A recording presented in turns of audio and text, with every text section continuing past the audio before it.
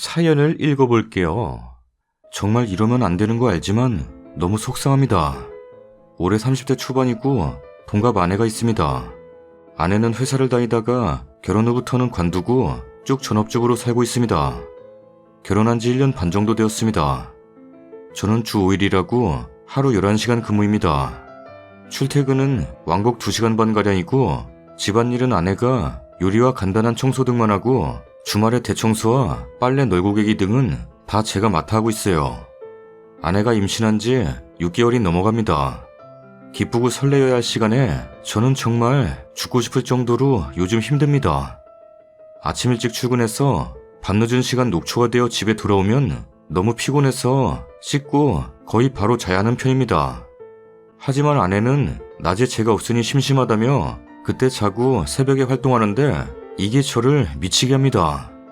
임신 전에는 그나마 생활 패턴이 비슷해서 같이 일어나고 자는 생활을 했지만 이제는 정반대가 되어버렸습니다. 문제는 임신 후에 자고 있는 저를 하루에도 몇 번씩 깨웁니다.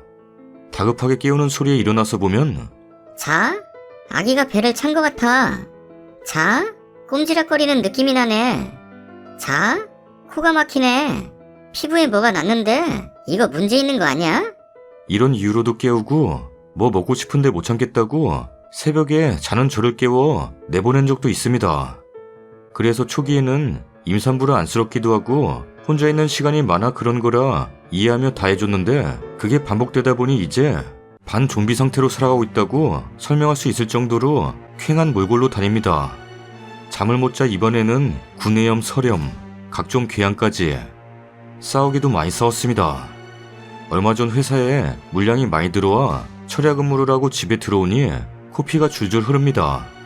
아내도 괜찮냐고 하고 너무 피곤해서 씻지도 못하고 기절하듯 잠들었는데 새벽에 아내가 깨웁니다.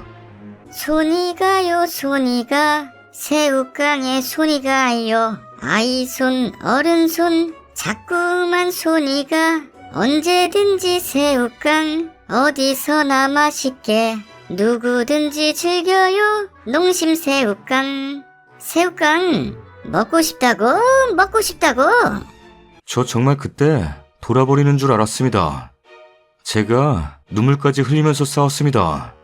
아니 잠도 얼마 못 자는데 잠잘 때라도 편하게 해주면 안 되겠냐? 아내는 먹고 싶은 걸 어째? 랍니다. 일 쉬거나 주말에는 무조건 아내에게 시간을 씁니다. 먹고 싶다는 것들 퇴근할 때 말하면 기억했다가 집에 사들고 갑니다.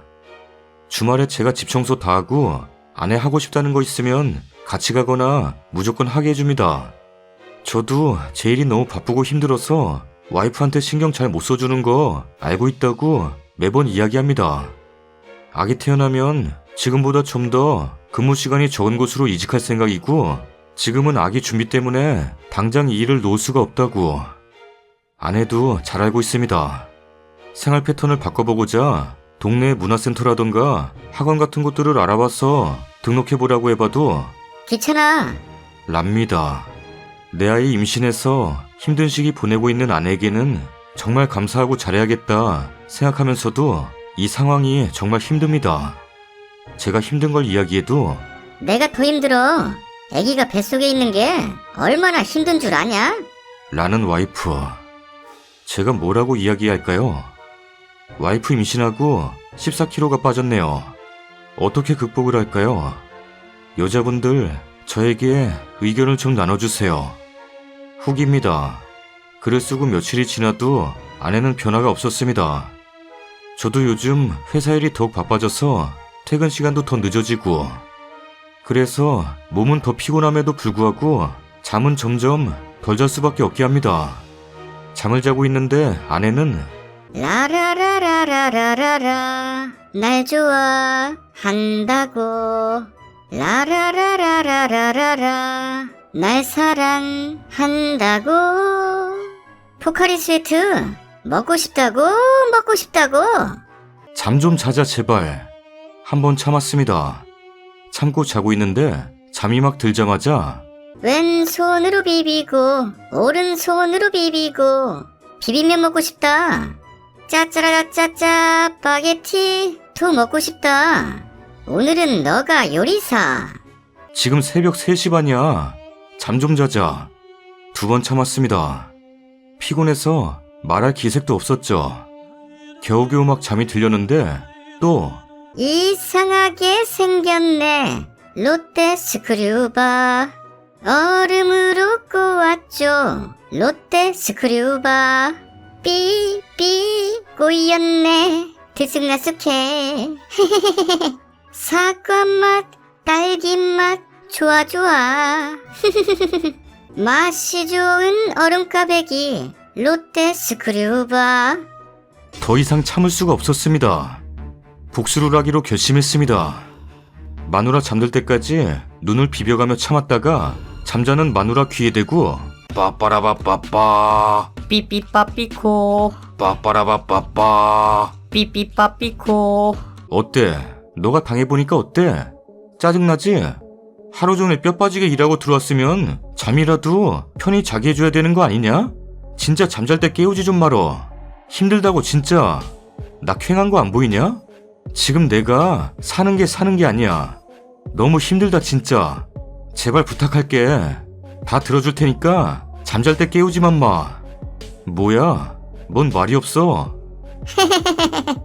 잉? 빠빠라바빠빠 삐삐빠삐코. 사오면서 쫄깃쫄깃 오동통통 농심 너구리. 너구리 한 마리 몰고 갔어요. 같이 사와. 배고팠는데 잘 깨웠어. 지금 새벽 4시 반이야. 편의점 있잖아. 후딱 뛰어갔다 와. 그래서 저는 편의점을 다녀왔고 마누라는 옆에서 너구리 폭풍흡입하고 있네요. 저는 제명에 못 살 것 같아요. 다음 사연입니다. 신랑은 일남 일녀 중 막내이고 저는 외동입니다. 신랑이랑 누나랑 7살 차이 나요. 시댁분들이 워낙 좋아서 명절 힘든 거 1도 없네요. 그래서 편하게 이 집 저 집 번갈아가며 다닙니다. 이번 명절은 시댁이 먼저 왔는데 어제 신랑이랑 읍내 나갔는데 어떤 여자가 신랑에게 오빠. 하고 인사를 하네요. 고등학교 동아리 후배라고. 그렇게 서로 인사하고 헤어졌어요. 7년 차임에도 시내 갔다가 신랑 아는 사람 우연히 본 건 처음이었어요. 그리고 오늘 아침 전 부치는데 신랑이 계란물이 피다가 지 누나랑 시엄마한테 어제 지 후배 만났다고 이야기하네요. 엄마, 나 어제 방순이 만났어. 두 분은 아는 것 같았어요. 저는 그냥 그런가 했습니다. 근데 갑자기 신우가 저보고 걔가 지금 대학병원 간호사인데 집에 돈도 많고 걔 아빠가 의사야.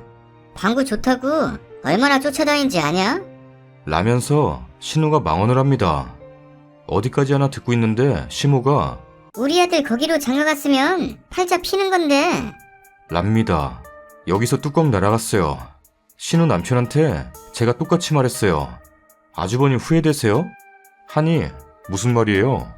신우 남편도 대학 다닐 때 신우 만나는 도중 잘 사는 동기가 좋다고 쫓아다녔는데 신우가 나갔다 합니다. 근데 이번에 이직하면서 회사에서 동료로 만났는데 신우 신기가 불편한지 아주버님 들들 볶는 거 알고 있었어요.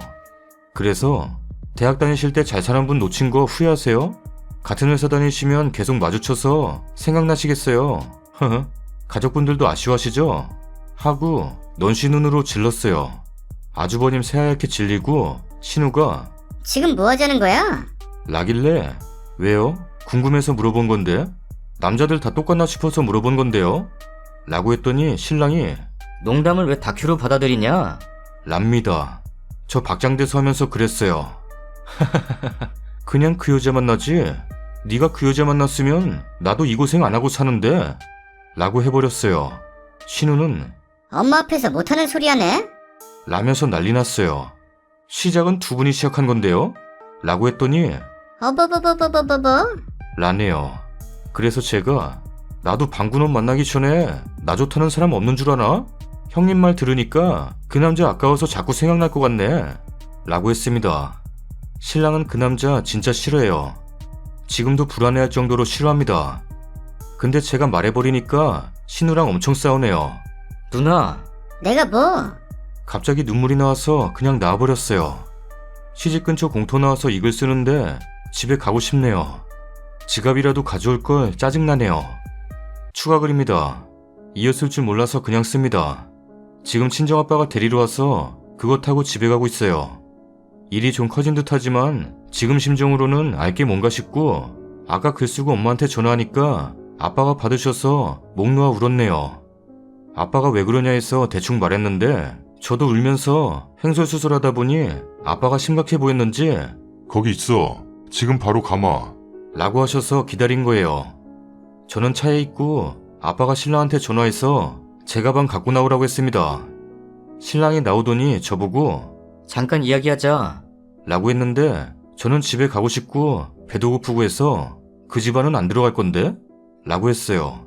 계속 이야기하자고 하길래 창문 내리고 말하라고 했어요. 신랑이 명절에 이러고 가면 내가 뭐가 되냐? 라길래 뭐가 되긴 새장가 가면 되겠네. 너 네 집 와서 그 여자 그리워한 거 아니냐? 네가 한 번도 그 소리 안 했는데 네 누나는 그런 소리 왜 하냐? 세상 천지 어디 나사 빠지지 않은 이상 올케한테 개념 없이 그따위 소리하는 정신 나간 인간이 어딨냐?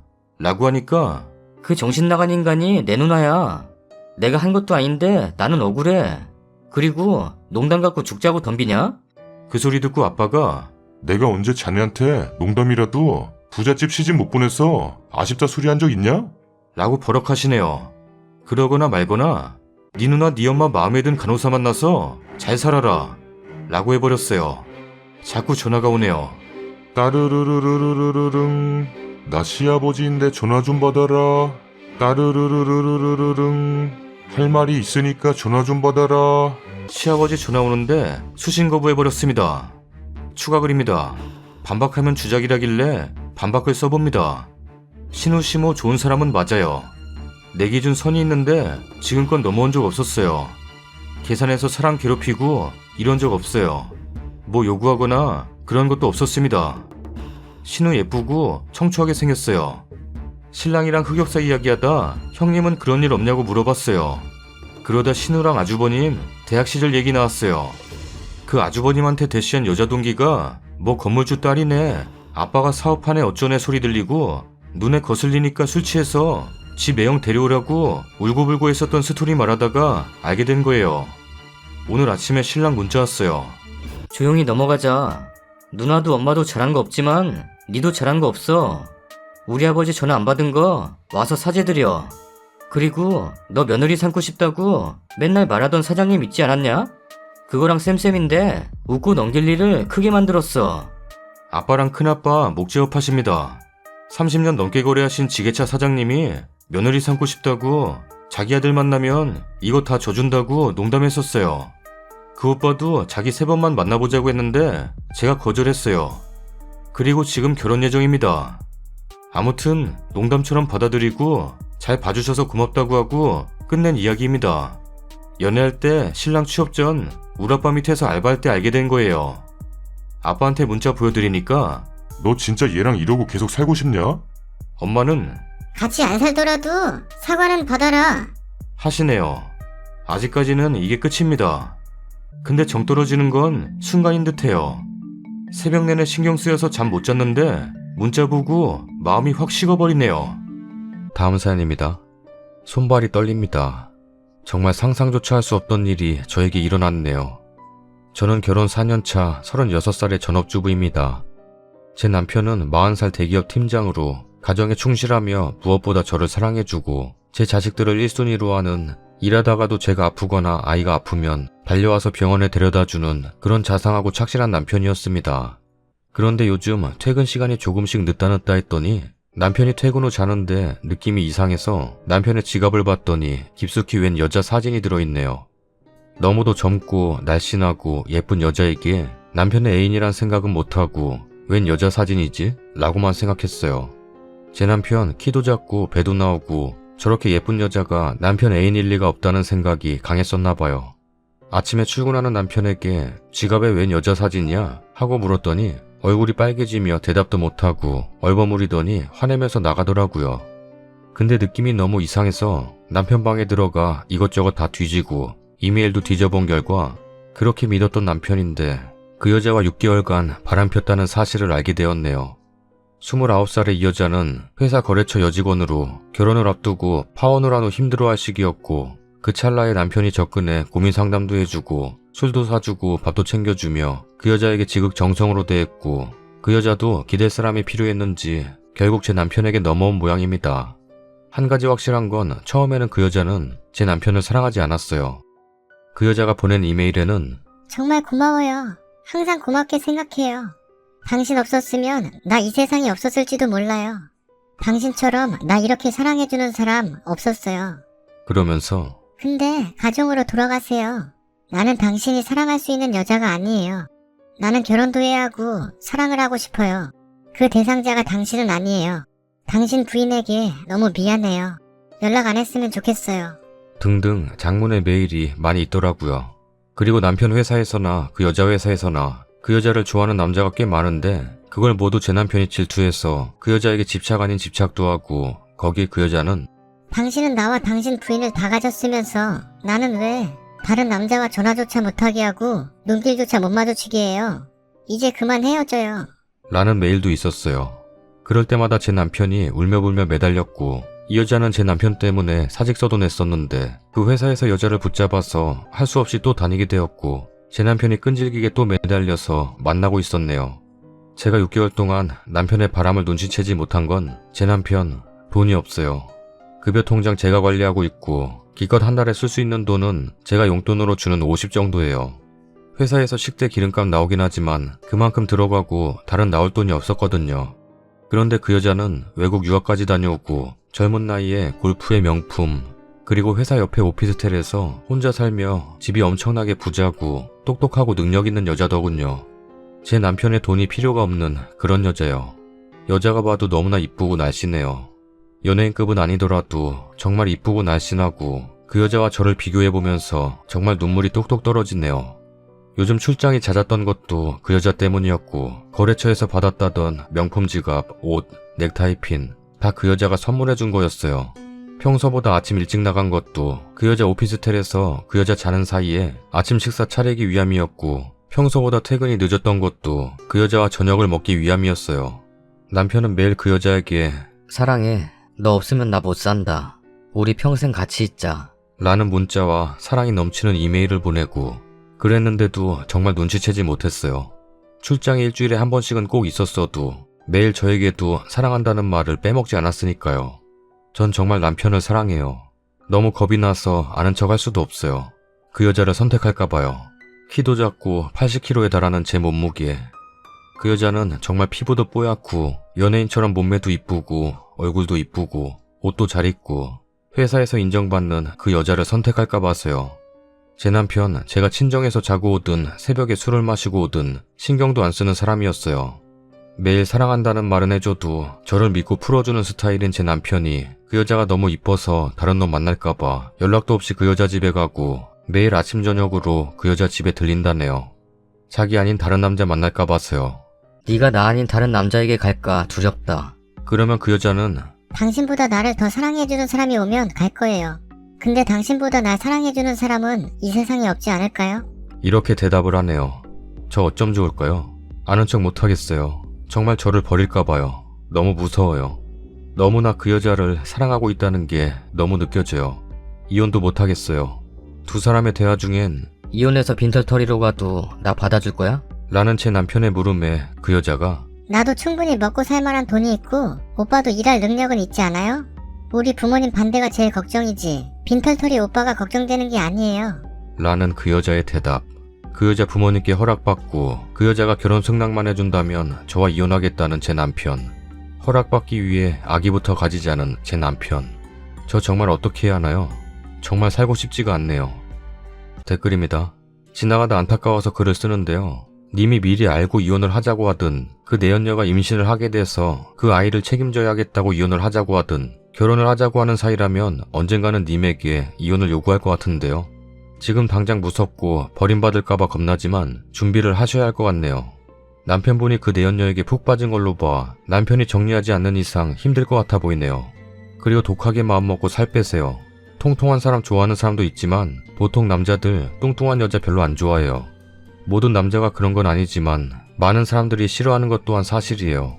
남자는 시각적으로 민감하기 때문에 날씬하고 예쁘고 더군다나 젊은 여자에게 눈이 가는 건 어쩔 수 없을 거예요. 나이는 어떻게 할 수는 없지만 자기 관리를 하시는 분과 하지 않는 분의 차이는 분명 있을 거라 생각합니다. 힘드시겠지만 마음의 준비든 이혼 준비든 준비를 하셔야 할 것 같아요. 증거물 확보 다 하시고 메일이나 사진 등 카메라에 저장해 두세요. 아니면 다른 파일 하나 만드셔서 지니고 다니시던가. 같은 여자로서 너무 마음이 아프네요. 님은 너무도 남편분을 사랑하시는데 남편분의 감쪽 같은 속임에 얼마나 억울하시겠어요. 힘내시고 준비하세요. 어차피 님 남편 그 여자분께 간다고 해도 님 눈에서 눈물 난 이상 피눈물 날 겁니다. 이혼하실 생각이 없다면 모른 척 해두세요. 모른 척 하시되 보셨다는 그 메일 다 출력해서 아무도 모르게 보관하세요. 그리고 죽기 살기로 님이 변하세요. 살부터 빼세요. 무조건 빼야 합니다. 못 빼면 나 죽는다는 각오로 살부터 빼세요. 그리고 안 되겠지만 남편을 잠시 놓으세요. 그 여자랑 지지고 볶든 말든 우선 두세요. 님이 살 다 뺄 때까지. 돈 아깝다 생각 마시고 헬스클럽이랑 수영 끊으셔서 무조건 다니세요. 그럼 그 순간만큼은 남편을 놓을 수 있습니다. 그리고 문화센터 같은 곳에서 메이크업 특강할 때까지 들으세요. 늘 아줌마 같던 와이프의 외모가 변하면 남편들 뜨끔합니다. 아내에게 사랑은 안 주어도 의심은 해요. 저 여자 왜 그러지? 라고요. 님이 스스로 여자로서의 자신감이 생기면 그때 말하세요. 자신과 내연녀의 메일 다 받고 불륜사실 증거로 다 가지고 있다. 난 이혼해줄 생각은 절대 없다. 나도 이제 살 빠지고 자신감도 생기고 화장도 하니까 다니는 곳마다 대시도 꽤 받는다. 맞바람을 필지언정 이혼은 없으니 그 내연녀는 너의 첩일 뿐 어떠한 사회적 지위도 갖지 못한다. 둘 사이에서 태어나는 아이도 사생아되는 거죠. 기한을 줄 테니 그동안 정리하고 정리하지 않을 시 내연녀의 부모와 회사, 당신의 회사에 알리겠다. 라고 하세요. 정이혼을 원하거든 당신과 상간녀 둘 다 간통을 인정하는 내용의 서류를 각각 한 장씩 작성해서 공증받아와라. 그리고 그걸 바탕으로 상간녀 능력도 있다 하니 당신 재산 4개 다 넘기고 아이들도 2번 다시 못 본다. 라고 하세요. 그럼에도 불구하고 이혼하겠다 나오면 저 공증받은 걸 바탕으로 신고하세요. 그리고 내연녀 회사와 남편 회사에 알리세요. 회사에 알리는 건 다수의 직원들한테 알리는 게 아닌 대표이사나 사장, 팀장을 따로 만나서 알려야 합니다. 상간녀의 집에도 알리세요. 상간녀가 미혼일 경우 그 부모에게 알리는 게 둘을 떨어뜨리는 가장 좋은 방법입니다. 그리고 또 하나 상간녀에게 민사소송 거세요. 둘의 불륜으로 인해 글쓰님이 받은 심적 고통을 금액으로 환산해서 거는 소송인데 요즘 많이 합니다. 이건 변호사와 상담하셔서 하시고요. 이 모든 것에 앞서서 무조건 글쓰님 살부터 빼고 여자로서 가꾸세요. 그리고 무조건 세게 나가야 합니다. 벌벌 떨지 마시고 이렇게 하지 않으면 나와 아이들은 길거리로 나앉는다는 각오로 상간녀를 쳐내지 못하면 내 인생 끝이다 라는 각오로 세게 무조건 세게 나가야 합니다. 님 남편 같은 사람은 자기보다 머리 위에 있는 사람에게는 굽히는 사람이에요. 지금은 님이 만만하니까 저따구로 나오는 거죠. 그리고 위로가 될지 모르겠지만 어찌어찌해서 글쓰님과 이혼하고 내연녀와 결혼한다면 얼마 못 갑니다. 님 남편은 내연녀에게 매달릴지 몰라도 그 내연녀는 님 남편한테 금방 실증 낼 거예요. 지금은 자기 떡이 아니니까 커 보이지 막상 자기 떡이 되면 한없이 초라해 보이고 맛없어 보일 거란 말이에요. 다음 사연입니다. 안녕하세요. 정말 살다 남편이나 아내가 서로 의심해서 문제 생기는 건 봤어도 시어머니가 의심하는 건 못 봤는데 그걸 제가 겪었네요. 먼저 말씀드리지만 저희 부부 별 문제 없이 잘 지내는 인고 부부입니다. 저희 시부모님은 겉으로 엄청 고상하시고 저를 너무나 반기고 예뻐하고 잘해주시는 척하지만 말뜻에 행동에 저와 친정을 함부로 대하시는 분들입니다. 다른 며느리들이랑 비교도 잘하시고요. 하다못해 싱크대 밑에 쟁반 정리하는 방법까지 비교하신 분이죠. 이렇게 얘기하면 결혼할 때 숟가락만 해왔냐, 결혼 반대하신 거 아니냐 오해하실 텐데 예단비 1,000, 남편 시계 1,000, 혼수 3,000 정도 썼고 남편이 1억 5천 집값 해왔고 2억 대출받아 같이 갖고 있습니다. 맞벌이 부부고요. 그리고 여자친구 시절에는 제가 너무 맘에 든다며 손잡으시며 꼭 결혼 생각 잘해보라고 말씀도 자주 해주셨습니다. 아무튼 결혼 전에 인사드리러 집에 갔을 때 직업이 뭐냐? 한 회사에서 계속 다닌 거냐? 라고 물으시길래 회사를 지금까지 3번 옮겼다고 말씀드렸습니다. IT 직종으로 경력 12년 차의 저는 적은 이직 횟수라 생각합니다. 그때 저를 흘기면서 방순이 너 결혼해서도 마음 그렇게 쉽게 바꾸면 안 된다. 라고 말씀하셨어요. 장난 아니고 정말 정색하셨습니다. 이때 도망쳤어야 했는데 이때부터 시작이었습니다. 제가 몸이 조금 아파서 대학병원에 갔는데 하필 주치의가 굉장히 젊은 남자 선생님이었고 이걸 알게 된 시어머니가 선생님이 방구보다 젊은데 괜찮냐? 남편은 39살입니다. 젊은 남자라서 비싼갑다. 라며 면박 주시고 병원 갈 때마다 보호자 자처하며 진료 보는 데까지 따라 들어와서 못마땅한 표정으로 저 옆에 할아버지가 하는 병원이 더 좋은데. 라며 옆에서 계속 딴지 거셨습니다. 늙으면 남자도 괜찮나요? 그리고 친정엄마도 진찰 볼 땐 안 따라 들어오시는데 큰 병도 아니고 창피해 죽는 줄 알았습니다. 진찰은 혼자 받겠다 했는데 힘이 얼마나 세신지 막무가내로 저보다 먼저 들어가세요. 그리고 다른 얘기지만 주치의 선생님 다른 환자 보고 있는데 시어머니가 궁금한 게 생기셨다며 의사방 문을 벌컥 열고 들어가서 큰 소리로 질문도 하시네요. 선생님, 이건 그게 맞죠? 라면서 이제는 하다하다 카톡 프로필 사진에 결혼 사진이 없다고 섬뜩하다며 예쁜 커플 사진 다 내리고 인생 사진 한 번 찍어서 제 독사진 한 번 올렸는데 왜 결혼 사진 다 내렸냐? 딴 생각하냐? 라면서 그날 카톡으로 시작해서 집까지 따지러 오셨네요. 네가 딴 생각이 없으면 프로필 사진을 이렇게 해놓을 리가 없다. 라면서요. 저는 카톡에 새 사진 올리면 다른 사진은 나만 보기로 올리고 딱 한 장만 남겨놓는 스타일이고 남편도 결혼 사진 내린 지 오래인데 남편한테는 아무 말씀 안 하시네요. 그래서 카톡 푸사가지고 이렇게 혼날 일은 아니다 싶어서 처음으로 말대꾸했습니다. 아무 이유 없이 오해받는 것도 너무 충격이었고요. 그래도 다행인 건 남편이 제 편 들면서 시어머니에게 더 크게 화를 내주고 저를 먼저 챙겨주었습니다. 어머니 모셔다 드리고 왔어도 너가 괜찮을 때까지 시댁에는 안 갈 거라 해주네요. 그래도 시어머니인데 제가 너무 심했나 생각이 들다가도 이렇게 바보 같으니 우습게 보셨나 싶어 억울합니다. 또 궁금한 게 다른 분들도 시댁 허락받고 이직하시나요? 결혼하면서 출퇴근이 총 6시간 가까이 걸려 가까운 곳으로 회사 옮길지 고민된다고 말씀드리니 엄청 화내시면서 다음날 시어머니가 저희 회사 사진을 푸사로 해놓으셨네요. 이때 좀 소름 끼쳤네요. 앞으로 어떻게 하면 좋을지 모르겠네요. 시어머니와 어떻게 지내야 할지 지혜와 조언 좀 부탁드립니다. 댓글입니다. 시어머니가 젊을 때 바람 폈나 보네요. 원래 해본 사람이 더 무서워요. 사생활 터치는 확실히 짚고 넘어가세요. 병원도 왜 같이 가시나요? 님이 여지를 주네요. 아 그리고 병원 얘기 진짜 기함했어요. 저 같으면 애초에 시어머니 못 들어오게 하고 들어오신다고 하면 정색하고 어머님 지금 뭐 하시는 거예요? 네? 어머님이 왜요? 저 싫어요. 했을 듯 하네요. 아니 근데 그 의심병 걸린 엄마 밑에서 자란 신랑분 정상이에요 정말? 님 시모 진짜 이상한데? 님이 질질 끌려다니니 시어머님이 그래도 된다고 생각하죠. 어머님 제 사생활입니다. 미성년자도 아니고 제 사생활은 존중해주세요. 저는 이미 한 가정을 이룬 성인입니다. 저희 부부 일은 저희가 상의해서 결정하는 게 맞다고 생각합니다. 라고 똑부러지게 말하세요.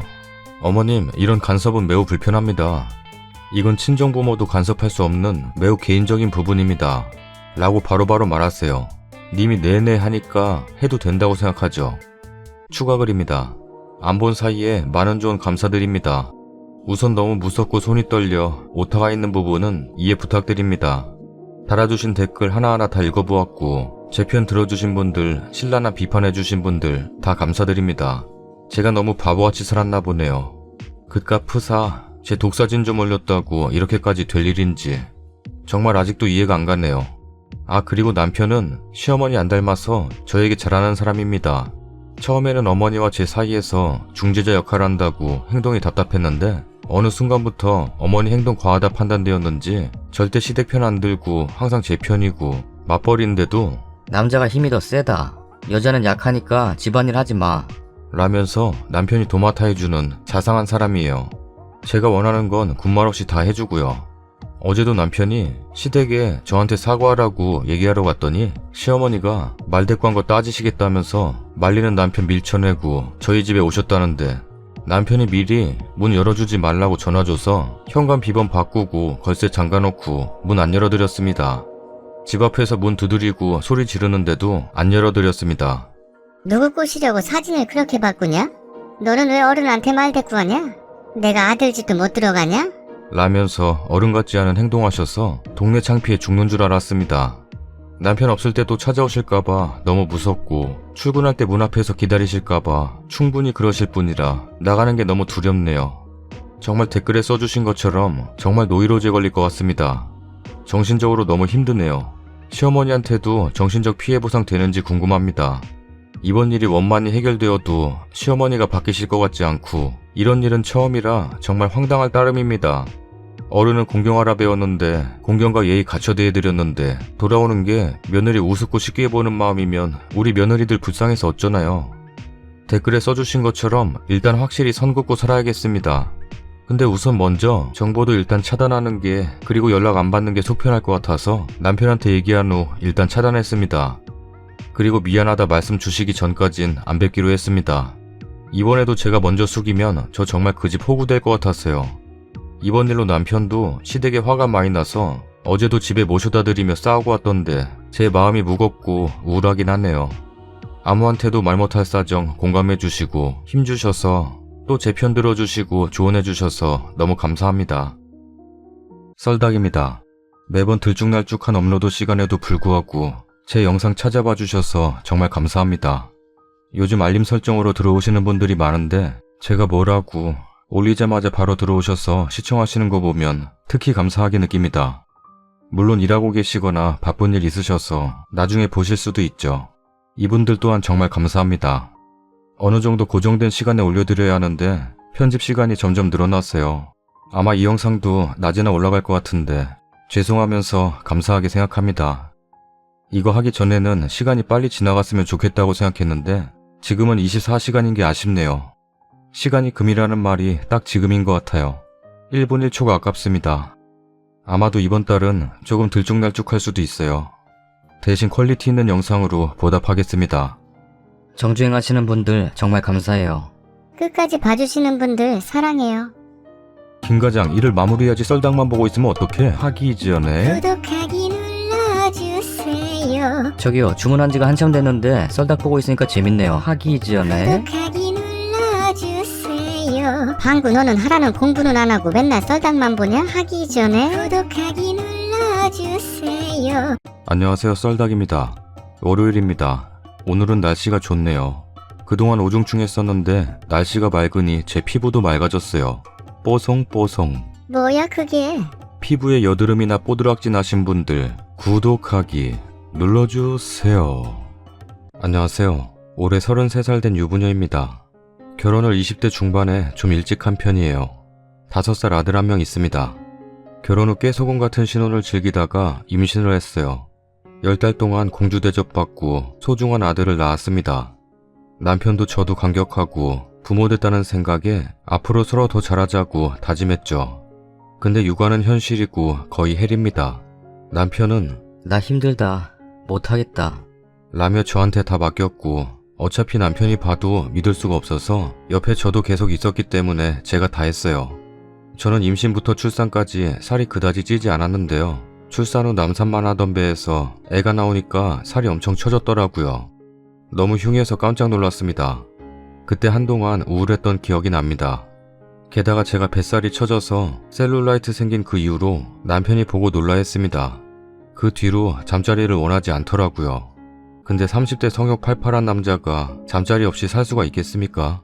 1년 넘게 제 몸을 한 번도 안 건드렸는데 저는 남편이 1년이나 안 하고 산다는 건 말이 안 된다고 생각했어요. 분명 누군가와 할 거라고 생각했어요. 바람이던 이상한 곳이던 제 예상은 그대로 맞았습니다. 직장 여자랑 바람났더라고요. 저는 막 화를 냈는데 완전 적반하장이었습니다. 이혼하고 싶어? 아니, 그건 싫어. 랍니다. 근데 여러분은 이해 못할지도 모르지만 저도 이혼은 싫었어요. 아무래도 둘 사이에 낳은 애 때문인 것 같습니다. 남편은 처음엔 눈치 보더니 나중에는 대놓고 그 여자를 만났습니다. 외박도 종종 했어요. 외박한 날 제가 뭐라 하면 나는 못 헤어져. 그냥 이혼하거나 너도 다른 남자 만나. 랍니다. 그래서 나한테 완전히 마음이 떠나갔구나 생각이 들어서 그 이후로 체념을 했습니다. 생활비나 꼬박꼬박 받아서 그래 생활비 주면 됐지 합리화하면서 육아에만 전념했습니다. 어느 순간부터 남편이 외박하든 말든 신경 안 썼고요. 남편 처음엔 눈치 보더니 적응했는지 신나게 외박하더라고요. 그러다가 TV 보는데 연예인이 요리하는 거 보고 있었는데 맛있게 보여서 나중에 해먹어보려고 컴퓨터로 레시피 찾아서 즐겨찾기 하고 즐겨찾기 됐는지 확인하려고 눌렀는데 여자 이름이 있길래 눌렀더니 불륜 중인 여자 페북이었어요. 근데 푸사에 떡하니 남편이랑 찍은 걸로 돼 있어서 그때 진짜 빡쳤었네요. 그날 그걸로 진짜 화냈었는데 요즘 가만히 있더니 왜 또 그러냐? 그러니까 이혼을 하던지 너도 다른 남자 만나던지 해. 라며 또 그 소리 하더라고요. 제가 빡이 쳐서 나도 딴 남자 만나고 만다 다짐하고 처진 살 웨이트 꾸준히 해주면 나아진다고 인터넷에 있길래 뱃살 중심으로 운동도 열심히 했습니다. 솔직히 출산 후에 편한 옷만 입고 화장도 안 했었어요. 아니 애 키우느라 고생하는데 그것까지 신경 쓸 겨를이 없었습니다. 애 키우면서 자기관리까지 잘하시는 엄마들 정말 대단한 거예요. 아무튼 뷰티 유튜버 검색해보고 화장도 따라해보고 옷도 처녀적 입던 예쁘지만 불편한 옷으로 입고 머리도 단발 웨이브로 바꾸고 애쉬 퍼플인가? 그걸로 염색도 하고요. 애 어린이집 데려다 주는데 애도 엄마 예쁘다고 좋아하고 하니까 자신감도 붙더라고요. 못 만났던 친구들도 오랜만에 만나고 그 중에 남자 사람 친구가 있는데 제 얘기 털어놓으면서 더 친해지고 그러다가 사랑이 싹 텄습니다. 제가 임신하고 직장을 관뒀었는데요. 이제 와서 취직하긴 어렵다고 생각했고 알바라도 하고 싶더라고요. 그래서 카페 알바 면접 보고 일하게 됐어요. 그때쯤 남편이 하도 며칠에 한 번씩 집에 와서 대화 단절 상태였거든요. 그날 이후로 제가 아이랑 방을 옮겨버려서 집에 온 소리만 들었지 서로 모습 보지도 않았어요. 남편도 궁금하지 않았으니 지 할 것만 하고 나갔겠죠. 카톡으로 나 알바할 거라고 통보했고 남편은 그래라 했습니다. 어린이집에 애 데려다 주고 전 알바하고 애 데리러 가고 주말엔 친정에 맡기고 사랑 싹 튼 친구 만나고 했습니다. 그리고 토요일이었는데 그날 저도 말없이 외박했어요. 그 친구랑 같이 있었습니다. 남편도 말없이 외박하고 대놓고 만나면서 저보고 딴 놈 만나라는데 제가 못할 이유가 없잖아요. 지혜 봐주지도 않는데 양육비 준다고 해도 제가 너무 손해죠. 그렇다고 엄청 잘 버는 것도 아니고 300쯤 됩니다 월급. 뭐 저도 잘난 건 없지만 저희 집 사정이 이렇다 말하는 거예요. 아무튼 처음 외박한 날 남편이 전화 왔는데 안 받으니까 카톡 오더라고요. 어디서 뭐 하느라 집에 밤새 안 오냐? 나 남자랑 있으니까 카톡하지 마라. 너도 말없이 외박하는데 내가 말할 필요 없고 네가 남자 만나라 했으니까 불만 없지? 라고 했습니다. 답장이 없었어요. 그리고 집에 갔는데 웬일로 집에 있더라고요. 부부인데도 서로 얼마나 단절되고 안 보고 살았는지 염색한 지가 언젠데 저보고 염색했네? 라고 말하는데 짜증이 솟구쳐서 어라고 대답하고 바로 방으로 갔습니다. 그 후로 슬금슬금 말 걸더니 질투하고 화내기 시작하더라고요. 머리 색깔 이쁜데 뭔 색이야? 나도 할까? 오 이쁘다. 그러면서 나도 그만 만날 테니까 너도 그만 만나. 라는데 싫다고 했습니다. 어차피 애 때문에 이혼 안 한 건데 애도 나 몰라라 하고 너 있으나 마나인 것 같아. 이혼하자. 나한테 이혼하자고 하지 않았었냐? 이혼하자고. 남자 생겼다고 갑질한다. 똑같이 바람 펴놓고 너 뭐 떳떳한 줄 아냐? 이혼 못해? 라길래 그럼 너도 여태 한 것처럼 딴 여자 만나 라고 했습니다. 입에 거품 물고 부들거리네요. 이제 제 기분을 알려나요? 저도 똑같다고 욕해도 상관없어요. 호구같이 당하느니 욕먹어도 되갚아줄 겁니다. 댓글입니다. 여자 삶은 없냐? 남자는 개판으로 해도 되고 여자는 항상 피해자고 희생해야 해? 뭐가 여자가 나쁘다고 댓글들 진짜 웃기네. 아이한테 피해만 안 가면 되지. 그깟 애 아빠가 아빠 노릇은 제대로 했겠냐? 남자들 심리가 참 웃김. 결국 여자한테 질리고 흥미 떨어졌고 욕구도 안 생기고 애엄마 취급밖에 안 들고 그래서 딴 여자한테 갔으면서 막상 여자가 딴 놈이랑 바람나면 왜 이렇게 부들대? 예전에 맞바람 핀다는 글 다른 거 있었는데 거기서 여자 욕 엄청 먹었는데 남편이 먼저 바람 폈고 여자가 20대 후반 젊은 나이라 이혼 모임 같은 거 나가면서 정보 얻으려고 하다가 돌싱인 커피숍 남자 사장이랑 사랑하게 됐다는 글이었어요. 근데 거기 댓글이 끼리끼리라고 애만 불쌍하다는데 진짜 나 이해가 안 가더라. 왜 애가 불쌍해? 여자는 애 생각해서라도 맞바람 말고 이혼해서 혼자 어렵게 애 키우거나 참고 키워야 되나? 바람핀 남자나 여자는 이미 아이를 내팽개친 엄마 아빠야. 근데 뭔 애가 불쌍해. 애는 애초에 불쌍했어. 난 이 마음도 또 너무 잘 안다. 쓰레기 같은 내 전남편이 나한테 멀어지고 부부관계도 줄어들었는데 알고 보니 역시나 바람이었거든. 조용히 증거 모으는 동안 내 무너진 마음 붙잡아 두었던 남사친한테 흔들리면서 도장 찍을 때까지만 조금만 참자 마음 다 잡다가도 저 인간도 이미 바람피고 다니는데 나라고 왜 못하나 싶고 그래도 나중에 소송이라도 가면 불리해질까 싶어 잘 참았긴 했지. 서류 정리되자마자 남사친이 고백해주고 둘이 맘 놓고 사랑할 수 있게 되니까 너무 행복하더라. 먼저 바람 펴서 나한테 위자료로 돈도 주고 이런 행복도 느끼게 해준 전남편한테 고맙기까지 하더라.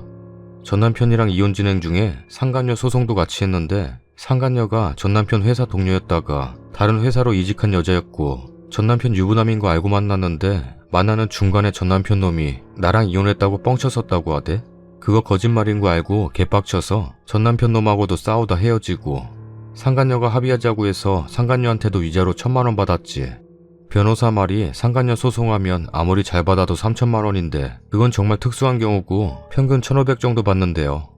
근데 저는 재판까지 가면 시간이 너무 오래 걸려서 빨리 해결해버리려고 합의한 거였어요. 그래서 생각보다 좀 깎아줘서 받았어요. 다음 사연입니다. 우리나라에는 착한 여자분들 너무 많으신데요. 정말 시집에서 구박하면 당하고 살지만 않으셨음 합니다. 제 남편도 마마보이 중 마마보이였다고 할 수 있어요. 시어머니는 손등에 얹어놓은 애기 마냥 시아버지가 모든 걸 다 케어해주고 살고 아들도 그렇게 휘둘렸고요. 시부모님이 너무 기세등등한 분들이라 남편은 저 만나기 전까지 그게 당연한 줄 알고 살았답니다. 그리고 시어머니 어쩜 그렇게 아픈 사람이라고 곧 죽을 사람같이 하고 30년 넘게 살았던지 남편은 자기 엄마는 몸 약하고 좀 예민한 사람, 가여운 사람 정도로 알고 있었어요. 저랑 결혼 얘기 오가면서 시어머니가 특히 저한테 집착했고 처음에는 오지게 구박하더니 외모, 직장, 집안 모든 게 마음에 안 든다고 제가 자랑할 건 아니고 평탄은 된다는 정도로만 해둘게요.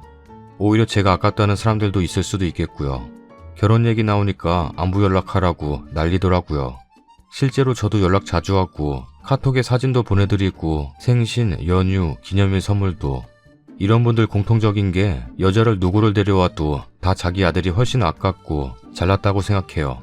결혼시키느니 차라리 평생 혼자 늙어 죽었으면 좋겠다고 생각하는 사람들도 있고요. 남자 연예인들 집안도 보면 그런 사람들 많죠. 지금 생각해도 소름이 끼치는 건 시어머니들 소리 지르거나 이중인격자같이 대할 때 꼭 남친, 남편 곁에 없냐고 물어보고 그래요. 톡에 여우 같은 시어머니 얘기 올라왔던데 아마 지 아들한테는 연약한 엄마로 남고 싶은가 봐요. 이중성 쩔어요. 저는 어느 날 데이트하다 10시 넘게 당시 예비 시어머니한테 전화 왔는데 대뜸 우리 방구 옆에 있냐? 라고 묻더라고요. 그때까지는 상냥하게 묻던데 시간이 10시가 넘어서 눈치 보다 그냥 없다고 얘기했어요. 그랬더니 갑자기 목소리 바뀌면서 고래고래 소리 지르면서 너는 며느리 토리를 몰라. 예의가 없다. 도대체 어디서 배운 버르장머리냐? 누가 그렇게 가르쳤어? 라며 20분 넘게 소리 지르고 욕하는 게 장난 아니더라고요. 아프긴 개뿔. 나한테 욕할 때는 언제나 우렁차기만 한지 결혼도 전에 며느리 돌이 운운하는 게 정말 황당하더라고요. 처음에 제가 표정이 바뀌니까 당시 남친이 눈치를 슬금슬금 보던데 소리가 다 안 들리니 상황 파악 안 되는 듯 했어요. 그래서 10분 고성 지나고 나서는 스피커폰으로 최대 볼륨 해놓고 남친과 나란히 앉아서 들었습니다. 전화 끊고 나서 남친한테 나는 이런 막 나가는 시모를 볼 자신이 없으니까 헤어지자 라고 말했고 남친은 무릎 꿇고 잘못했다고 매달렸어요. 정말 싹싹 빌더군요. 그 일 이후로 결혼하기까지 정말 많은 잡음에 시어머니 폐악질 넘치고 넘쳤지만 아들이 시모 실체를 알게 된 후부터는 안 지고 넘어갔어요. 몇 번이고 이 남자가 날 보호해줄 수 있을까 고민했는데 결국 저랑은 못 헤어진다고 해서 지금 저는 시부모랑 연락 안 하고 살아요. 왜 그런 남자랑 바보같이 결혼했냐. 결국 자기 부모 불쌍해서 돌아간다는 댓글도 많을 것 같아요. 저는 제 남편도 어떻게 보면 부모들의 피해자라고 생각했고 남편은 자기 문제를 개선해 가길 절실하게 바랬어요. 남편도 잘할 때 많이 혼나고 정신적으로 시어머니한테 시달렸거든요. 저는 이중성 넘치는 시어머니 가진 분들은 녹음하고 스피커폰으로 남편도 그 욕과 고성을 꼭 듣게 하라고 말씀드리고 싶어요. 그리고 문제 개선 의향이 없으면 남친이나 남편과도 헤어질 각오로 싸우시고요. 이게 안 듣는 남자분들도 물론 많을 테지만 그래도 며느리 아내분들이 그냥 꾹 참으면서만 살지 않으셨으면 합니다. 제 남편도 시어머니 이중성에 관한 얘기를 그냥 저를 통해 들었을 때는 절대로 부정하더라고요. 그리고 제 남편도 시부모님들의 우리 집안이나 나에 대해 나쁜 말 전하고는 그게 나쁜 말인지 인지도 못했어요. 하나하나 제가 다 따지면서 가르쳤어요. 예를 들어 남편이 웃으면서 저한테 우리 엄마가 그러던데 너 첫인상이 너무 비쩍 말라 볼품없어서 우환이 많아 보이고 별로 예쁜지 몰랐는데 계속 보니 괜찮은 것 같더래. 라고 방구 같은 말을 웃으면서 전하더군요. 이게 마마보이들의 정신외로에서는 우리 엄마가 여친 마음에 안 들었는데 자꾸 얘가 예쁜 짓 하니 이제 예뻐 보인다네. 신난다. 이렇게 프로세스가 되는 것 같더군요. 미칠 일이죠. 그래서 저도 웃으면서 말했죠. 우리 집에서도 오빠 첫인상이 너무 살찌고 사람 물러 터져 보여서 어벙벙해 보였는데 알고 보니 할 일 제대로 하고 밥 벌어 먹을 것 같아서 다행인 것 같다고 하셨어. 그런 말 하신 적 없는데 제가 지어내서 아주 부풀려서 말했어요. 그 말 듣고 남편 얼굴에 핏기가 싹 가시면서 장인 장모님이 그러셨어? 나 살쪘다고? 나 태도도 별로고? 하면서 기가 팍 죽더라고요. 그래서 그때 정색하고 말했어요. 오빠도 우리 집에서 오빠 외모나 태도 가지고 그런 식으로 말하면 기분 나쁘지? 사람 일은 항상 상대방이랑 입장 바꿔놓고 생각하면 답이 나오는 법이야. 앞으로 시부모님이 나에 대해서 그런 말을 하시면 오빠가 알아서 커트해줬으면 좋겠어. 라고요. 몇 번 이런 일이 있었는데 있을 때마다 저도 웃으면서 맞받아치고 나니 잘못했다고 빌고 안 하더라고요. 한 번에 고치지는 못했고 여러 번 반복학습 훈련시키듯 가르쳤어요. 저랑 남편은 결혼하기까지 많은 대화를 나눴고 주변 사람들과도 소통을 많이 했어요. 전문 카운셀러랑도 만나서 얘기하고 결국 저희는 그냥 외국 나와 정착하고 살기로 맘먹었고요. 감사하게도 주변 친구들도 하나같이 제 편 들어주고 둘이서 행복하게 살 거라고 말해줘서 남편도 많은 용기를 얻었던 것 같아요. 여기 외국 친구들과도 많은 얘기를 했지만 만약 너희 어머니가 내 현 여친이나 와이프한테 소리를 지르고 뭘 하기를 강요한다면 어쩔 거냐? 라고 물어봤더니 다들 하나같이 정색하면서 그건 용납할 수 없어. 라고 하더라고요. 물론 외국 사람들 간에도 당연히 고부 갈등이 있습니다. 하지만 전반적인 사회적 인식으로는 고부 갈등에서 특히 시부모님으로 인한 고부 갈등은 용납할 수 없더라고 합니다. 우리나라같이 며느리가 참고 인내해야 한다. 이게 아니고요.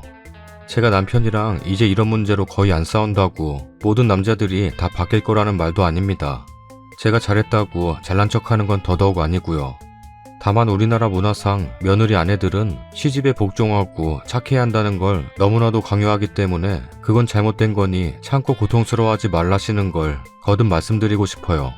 정말 나쁘고 개선 불가능한 남자들도 많겠지만 제 남편같이 어느 정도 노력하려는 분들도 있지 않을까요? 정말 몰라서 그리고 남편도 아들로서의 도리와 복종을 강요받아서 길들여진 분들요. 그리고 남자들도 시부모님과 어느 정도 거리를 두고 자기가 한 가정의 가장이다 라는 걸 인식하고 나면 태도가 많이 바뀔 수도 있어요. 구박하는 분들한테 너무 잘하려고도 하지 말고 남편분과 시집간에 어느 정도 거리를 두세요. 남편이랑 저도 피 터지게 싸우고 이혼과 헤어짐 얘기도 많았고 정말 힘든 여정이었던 것 같지만 나이 들어 할아버지 할머니가 되면 손잡고 그땐 우리가 참 어리고 철없었지 하고 웃을 날이 왔으면 좋겠어요. 긴 글 읽어주셔서 감사합니다. 다들 행복하세요. 댓글입니다. 가르치고 교육해가며 데리고 사신다니 보살이신 듯. 저라면 정 떨어져서 그만할 것 같은데 글 쓴 분 남편 같은 남편은 개조가 가능한 남편인 거라고 생각해요. 아무리 효자, 마마보이라도 사실과 현실을 받아들일 수 있는 사람이면 글 쓴 분 같은 분 만나면 개조가 가능하지만 대부분의 효자, 마마보이는 개조가 불가능한 케이스가 대부분이죠. 그게 수십 년 걸쳐서 만들어진 사람인데 결혼 1, 2년 만에 절대 안 바뀝니다. 이거 우리 엄마 욕하는 것 같은데? 우리 아빠 비난하는 것 같은데? 설마 우리 아빠가 너 잘못되라고 그랬겠어? 네 심사가 꼬인 걸 왜 우리 아빠 탓해? 너 제정신이야? 라며 길길이 날뛰는 게 대부분 케이스입니다. 결혼했고 만 1년부터 별거 시작해 이혼 소송한 지도 벌써 1년 됐네요. 심지어 제가 피고예요. 자기 부모한테 불효했는데 누구 맘대로 합의 이혼해주냐며 소송 걸었어요. 여기까지 와보니 이제 주변도 보이고 얼마나 제가 바보 같았는지 알겠더라고요. 안 고쳐져요. 자기 변호사 말도 가사 조사관 말도 안 들어요. 결혼 전에 효자인 거 알려주고 그랬으면 참 좋았을 텐데 그게 참 억울해요. 둘만 잘 살면 된다 하신다. 본인은 외국 여자라도 데려올 판국이다. 절대 간섭 안 하신다. 지금 보면 사기도 이런 사기가 없어요. 바람을 피우면 욕이라도 할 텐데 효도한다는데 어쩌겠어요. 그리고 효자 아들 근처엔 그렇게 불쌍한 시부모가 계세요. 현실에서 제일 불쌍한 건 며느리라도 알아줄 사람이 없으니 이혼밖에는 답이 없어요. 덕분에 인생을 제대로 배웠어요. 저도 시부모님이랑 통화할 땐 꼭 신랑이 옆에 있을 때예요. 한번 아침에 혼자 출근할 때 전화 받았다가 정말 아침부터 기분 잡쳤던 거 생각하면 그런데 그날 저녁 때 신랑에게 말을 했더니 엄마가 뭐 그러려고 그랬겠어? 시전하더구만요. 그 다음부턴 시부모님한테 전화 오면 회사에 있을 때나 혼자 있을 때는 안 받고 신랑이랑 같이 퇴근하고 전화드려요. 낮엔 바빴다고 하면서. 한번 신랑 옆에서 그렇게 통화하다가 신랑이 전화 뺏어서 난리친 이후부턴 통화 문제로 신랑과 얼굴 붉힐 일도 없었네요. 신랑에게도 얘기했거든요. 우리 엄마도 나한텐 좋은 엄마일지라도 자기한텐 상처 주는 말하는 나쁜 장모님일 수 있다고 그 차이를 인정하자고요. 다음 사연입니다. 안녕하세요. 우선 소개를 하자면 저는 결혼 3년 차고요. 형님네는 결혼 5년 차예요. 시댁가족은 아들 둘에 어머님 한 분 계십니다. 어제 저녁 때 있었던 일입니다. 형님네와 저희는 같은 아파트에 살아요. 그래서 제사를 번갈아 가면서 지내요. 올해는 형님네, 내년엔 저희 집 이렇게요. 어머님이 제사 계속 옮기는 거 아니라고 하셨는데 형님이 억울하다고 하셔서 번갈아 가면서 하기로 했어요. 올해는 형님네 차례였고 저는 반차를 내서 오후에 형님 집에 갔고 형님은 두돌된 아이가 있어서 현재 전업주부예요. 오후에 저 도착하자마자 어머님 형님이랑 같이 제사 음식 만들고 다 만들었을 쯤에 남편이랑 아주버님이 오셨어요. 좀 한가해지니까 주변들이 눈에 들어와서 그런지 부엌 한켠에 음식물 쓰레기가 수북히 쌓여있는 게 보이더라고요. 그래서 형님한테 형님 음식물 쓰레기가 많네요 라고 하니까 아이가 있어서 버려야지 했는데 못 가서 쌓였어. 동서가 좀 버리고 와줄 수 있겠어? 라고 하더라고요. 뭐 아기 때문이라는데 어려운 일도 아니라서 알겠다 하고 카드키나 비번 알려달라고 했어요. 음식물 쓰레기 버릴 때 비번이나 집 카드키 찍어야 음식물 쓰레기통이 열려요. 그랬더니 동서, 그냥 동선에 비번 치고 버리면 되잖아. 쪼잔하게 카드키를 달라 해. 이러길래 저희 집 비번 치려면 저희 동까지 가서 버려야 하잖아요. 그냥 형님 집 앞에 있는 통에 버리면 되지 왜 굳이 우리 집까지 가서 버려야 돼요? 라고 했더니 동서, 그냥 좋게 음식물 쓰레기 돈 내기 싫다 해. 무슨 말씀이세요? 저거 동선에 버리면 동선에 키로수 올라가서 돈 더 내야 되니까 그런 거잖아. 왜 모른 척해? 그런 뜻은 아니었는데 생각해보니 그렇네요. 음식물 쓰레기 버려주는 것도 고마워하셔야 하는데 이런 걸 적반하장이라고 하나요? 가족 간에 그런 것도 못 해주냐? 어이가 없네. 좋게 말씀하시면 될 걸 기분 나쁘게 말한 건 형님이에요.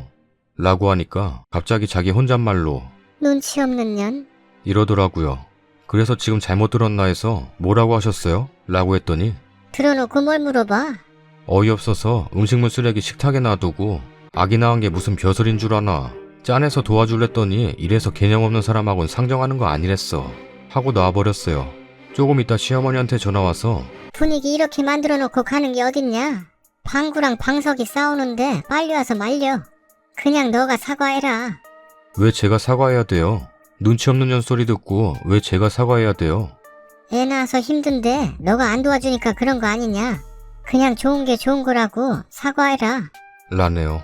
시어머니 문자 계속 오는데 문자 씻고 있어요. 남편은 씩씩거리면서 절대 사과하지 마. 내가 다 엎어놨어. 라고 하는데 좀 전에 형님 아니 그 여자한테 톡이 왔는데 윗사람한테 뭐 하는 짓이야? 오늘 내로 사과 안 하면 안 보고 살 거야. 라고 하더라고요. 어이가 없어서 그러시던가요? 하나 보내고 차단 걸었어요. 제가 유도리 있게 넘어갔어야 했나요? 시어머니는 분란 만들었다고 난린데 정말 짜증나네요. 추가 글입니다. 이렇게 많은 분들이 읽어주시다니 너무 감사해요. 제가 후기를 쓰면서 소름 돋는 게 여기 영향력이 어마어마하다는 걸 느꼈어요. 이 글의 주인공한테 연락이 왔네요. 차단한 거 알았는지 문자로 왔는데 좋니? 사람 엿먹이니까 좋은 말로 할 때 답장해라. 방구 같은 거 사. 글 안 지우면 이거 가족들한테 다 보여준다. 답장 안 하니까 저렇게 30분 간격으로 문자가 왔어요. 그래서 엿먹여서 기분 너무 좋고 글 보여주던가 말던가 상관없다 라고 보냈더니 전화 불락이 오고 난리치더라고요. 그러다가 문자가 다시 왔는데 내가 왜 제사를 가져가야 돼? 니랑 나랑 번갈아 가면서 했는데 왜 내가 가져가냐고? 라면서 난리 부르스 치더라고요. 그래서 네가 말한 그 윗사람이 떡하니 있는데 아랫사람이 제사를 왜 가져가냐? 나는 죽어도 못 가져가. 시어머니한테 말해서 네가 가져가게 할 거야. 라고 또 난리를 치더라고요. 그래서 네네 하고 끊으려는데 약이 올랐는지 어쨌는지는 몰라도 인성이 그따구니까 너한테 아기를 안 주는 거야. 라고 하더라고요. 순간 울컥해서 손이 떨리더라고요. 아기를 가지고 싶어서 노력 많이 했어요. 근데 결혼한 지 3년밖에 안 됐고 남편이랑 저랑 나이가 많은 편은 아니라서 때가 되면 주시겠지 하고 기다리고 있는 건데 내심 내가 문제가 있어서 안 생기는 게 아닐까 생각도 들어서 무서운데 저렇게 말하니까 눈물이 나더라고요. 시댁 친정 둘 다 저희가 아기가 간절하다는 걸 아세요. 멘붕 와서 핸드폰 들고 가만히 있으니까 남편이 무슨 일이냐 해서 보여줬더니 진짜 있는 욕 없는 욕 다 하면서 내일 이거 형하고 엄마한테 보여줄 거야. 이거 보고도 그 여자 편들면 그날 이후로 시댁은 없는 거다. 친정 부모님만 보고 살 거다. 라고 하더라고요. 그리고 핸드폰 가져가서 그 여자 번호 자체를 차단시켰어요. 사이다 같은 후기가 아니라서 죄송해요. 내일 남편 갔다 오고 나면 사이다일지 고구마일지 결정 나겠죠. 궁금해하시면 남편 오면 후기 다시 남겨드릴게요. 다들 제 이야기 들어주셔서 너무 감사합니다. 후기입니다. 출근하고 조금 여유가 생겨 바로 남겨요. 오전에 남편이랑 형님 집에 다녀왔어요. 시어머니는 아직 안 내려가셔서 계시는 상황이었고요. 남편이 출근해야 하니까 단도직입적으로 말할 거야. 어제 형수랑 와이프랑 문자 주고받은 거 봤어.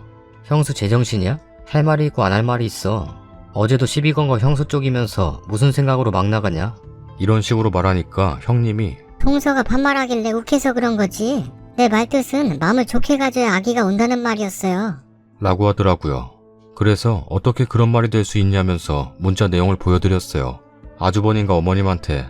그랬더니 아주버님이 집사람과도 이야기를 해봐야 하지 않을까? 당신은 어떻게 생각해?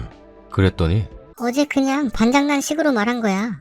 근데 동서가 진지하게 받아들이니까 지기 싫었어.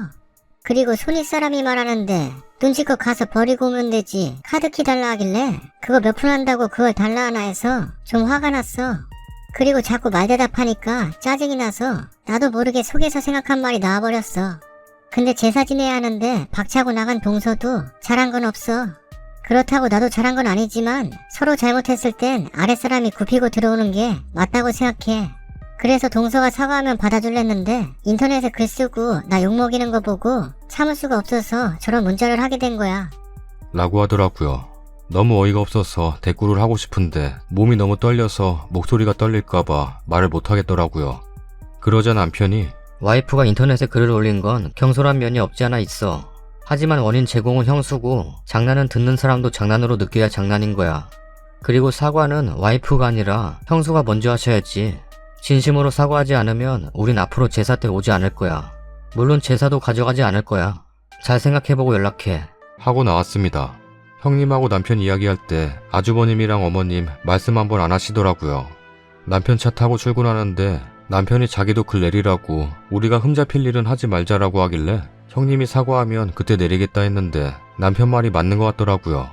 근데 당장 내리기엔 형님이 너무 괘씸해서 그래서 오늘 지나면 글 내리려고 해요. 마지막 후기가 될 것 같네요. 많은 분들 자기 일처럼 화내주시고 격려해주셔서 감사해요. 제가 경솔하게 글을 올린 건 맞지만 위로도 많이 되고 도움 많이 받아서 솔직히 후회는 하지 않습니다. 너무너무 감사드려요.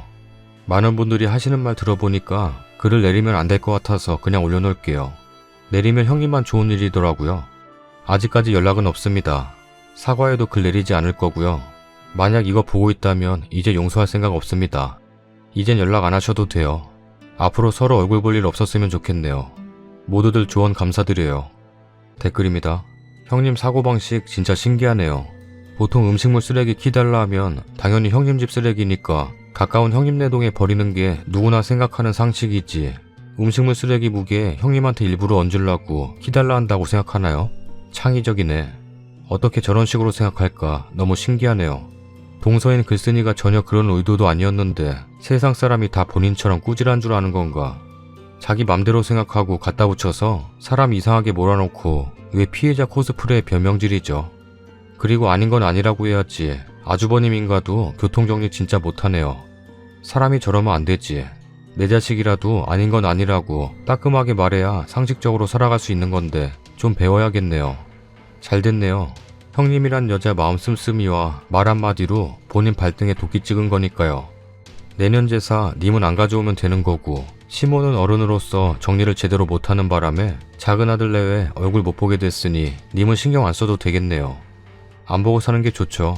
앞으로 형님이 제사 지내면 되겠네요. 그래도 남편이 중간 역할은 해서 다행이네요. 저런 여자도 아기가 찾아오는데 쓴이도 곧 올 거예요.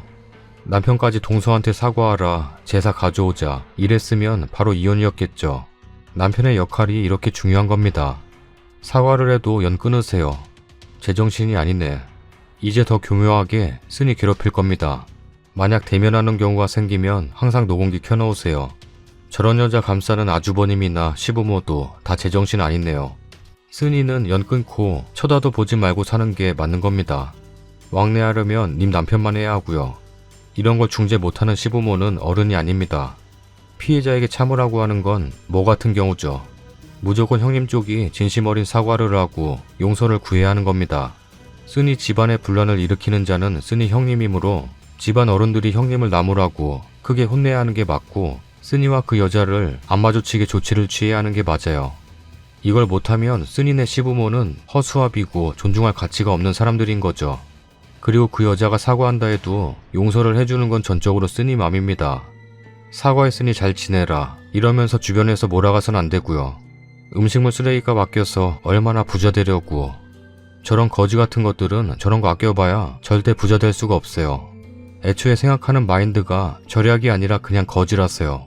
손윗사람 행세하고 싶으면 제사든 뭐든 맏며느리 장남 의무나 톡톡히 지고 손윗 행세를 하던가, 똑같은 자식이라며 제사 의무 나눠놓고 지 좋을 때만 윗사람이냐? 저런 여자가 꼭 유산 받을 때 장남이라며 빽빽대지. 첫 번째, 결국 자존심 때문에 형님이란 여자는 사과를 안 한다. 두 번째, 쓴이 부부는 자연스레 제사 참석 안 한다. 곧 추석인데. 세 번째, 쓴이네 부부 없이 명절을 어머님이랑 보내겠지? 네 번째, 개고생하고 힘들다고 짜증내다 아주버님이랑 한바탕 하고 네가 자초한 일을 왜 짜증내고 난리냐? 등등. 다섯 번째, 휑한 집안 분위기 보고 어머님이 한 소리하고 또 2차전 할 것이고, 지가 잘못했으면 숙이고 잘못했다 해야지. 에휴, 지 무덤 지가 10개는 넘게 파네. 형님이란 사람한테 그러세요. 아이 낳고 나면 이 세상 생명 다 소중하고 귀하다는 거 알만도 한데, 더군다나 아이에 대해서는 입에 함부로 올리면 다 자기 자식한테 돌아오는 거야. 본인이 입에 필터도 없고 내도 없이 내뱉는 사람이라는 거 이번에 확실히 알게 되었으니 입을 닫고 살길 바래. 본인 아이 앞날을 위해서 무건수행한다 생각하고 살길 바란다. 인성이 너 같은 여자도 애를 갖는데 나라고 못 갖겠냐? 이참에 연 끊고 제사도 알아서 해라.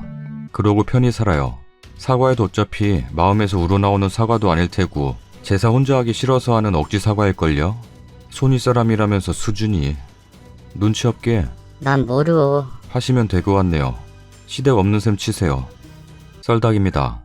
첫 번째 사연은 맞바람 피는 부부 사연이네요. 맞바람이라.